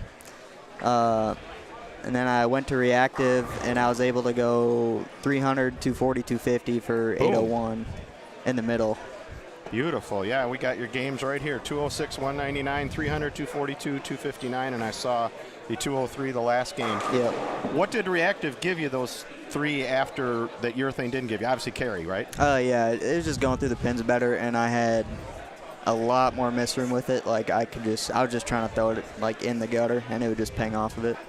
Boom. What was your goal today? Just to I was just trying to make cut because there's 12 games tomorrow, and it's all bonus pins. So, what do you have any different philosophy in the format tomorrow than you had during qualifying today? No, I'm probably gonna start in urethane again, and then once I start leaving corners, I'll just go to reactive probably. And do you think the use of urethane of everybody helped build something that made the reactive work, or do you wish you'd started with reactive? No, I'm glad I started how I did because I think reactive would just be way too quick right away, and I think all the urethane just helps the miss left, so. And for the people that don't know Dawson Peterson as a name out there, tell everybody out there a little bit about yourself. I'm gonna be a sophomore at Whitewater in about a month. I don't really know. That's a great now, obviously, I knew that being from Madison, the Madison area, and I know Whitewater is only 45 minutes from my house. You guys have a strong program there, and you made a run this year, didn't you, at Nationals? Yep. Talk about Brandon as a coach and what he does for you. He's a good coach. I don't really know what to say. What's it like to have a lefty coaching you? I don't know. Does he not be able to help you with lane play, maybe? No, he's good with lane play, but. And how many times have you bowled this tournament then? This is my second year bowling. I thought so. Yeah. I knew you bowled last year. Where'd you end up last year? I got around 20th. Yeah, I think. you were in the cut. You were in the cut. I remember making it. Well, good bowling, and we want to know what that reactive ball was that shot the 300 for you. I was throwing the Pulse. The new Pulse. Okay, that's a Yep. big hot ball lately, isn't it? Yeah. Okay. All right. Well, great bowling, Dawson. We'll watch you tomorrow, and good luck tomorrow. Thank you.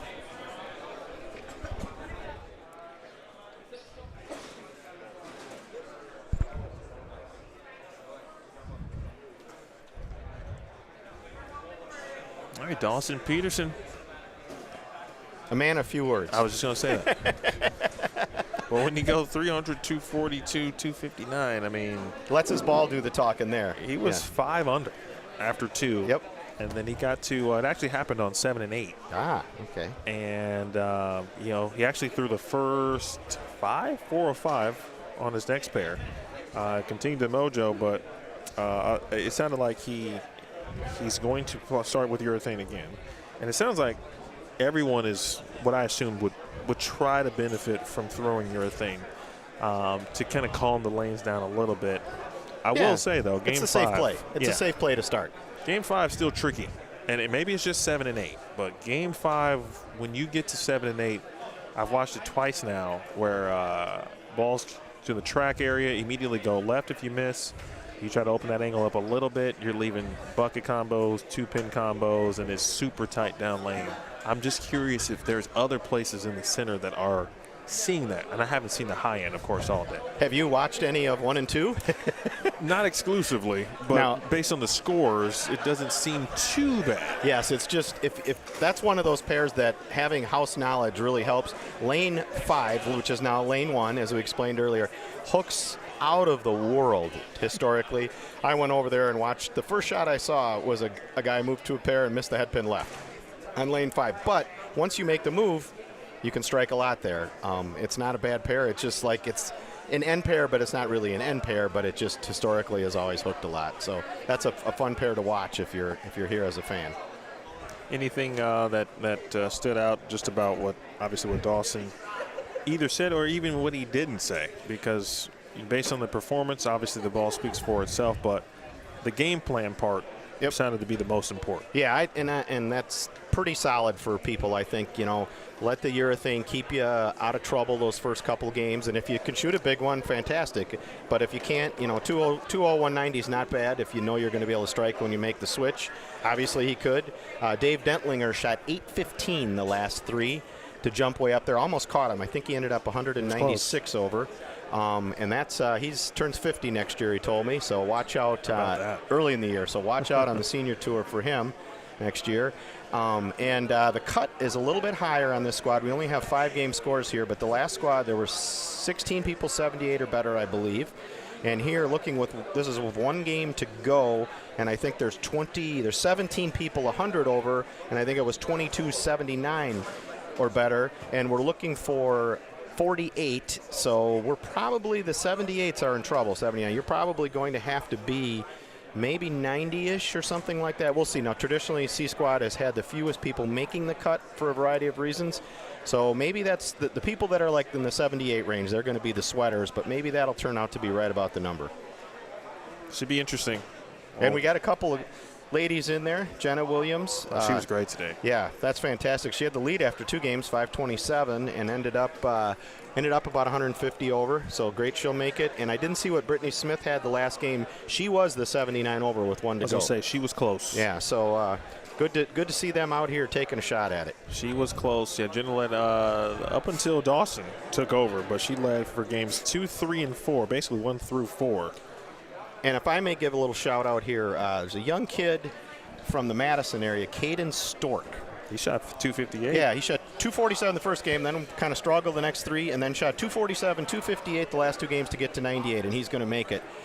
Young guy who has, I was talking to Eric Littig about him, Coach Eric, loads of potential, an unbelievable strike ball, big, strong, young two-hander, big boy.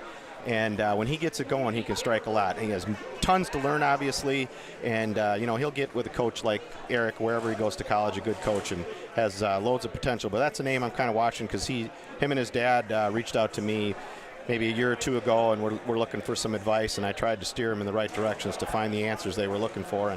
And I always kind of look for those guys, the up-and-comers. And so that's one I'll be interested to see tomorrow because 98, that's solid. That's going to make it. How old is he?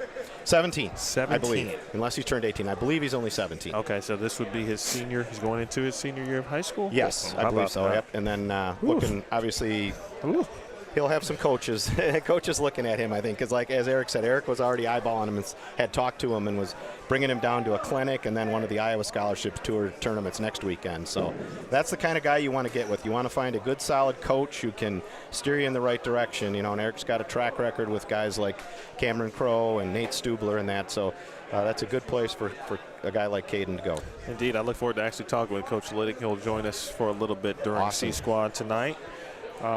With that said, anything else to add? Nope. I'm going to be around a lot more. All my writing's done for the day, so I'm going to watch a lot of C Squad. Okay. All right. So we might have Jeff Riggles in the booth as well. Again, thank you to Jeff and 11thframe.com in conjunction with Cherry Lanes. Bob has been all over the place today, cleaning up, making sure the set tee's great. He got the lane machine out earlier. Shout out to Bob. Of course, Diamond Joe Casino, Dubuque Regional Sports Commission, Brandon Steen and the Steen team, IAMBowling, of course, by Logo Infusion, Quick Star and Quick Trip, and, of course, Ebonite. With that said, B Squad is in the books, and it certainly was high scoring. What will be the case of C Squad? We will find out next in about 20 minutes or so. For Jeff Riggles and Dawson Peterson, also thank you to Brooke Salsman, who joined me earlier today. My name is Emil Williams Jr. We'll see you at C Squad in just a few minutes. Again, you've been watching the 11thframe.com Open B Squad. You watched it only on Bowlstream TV.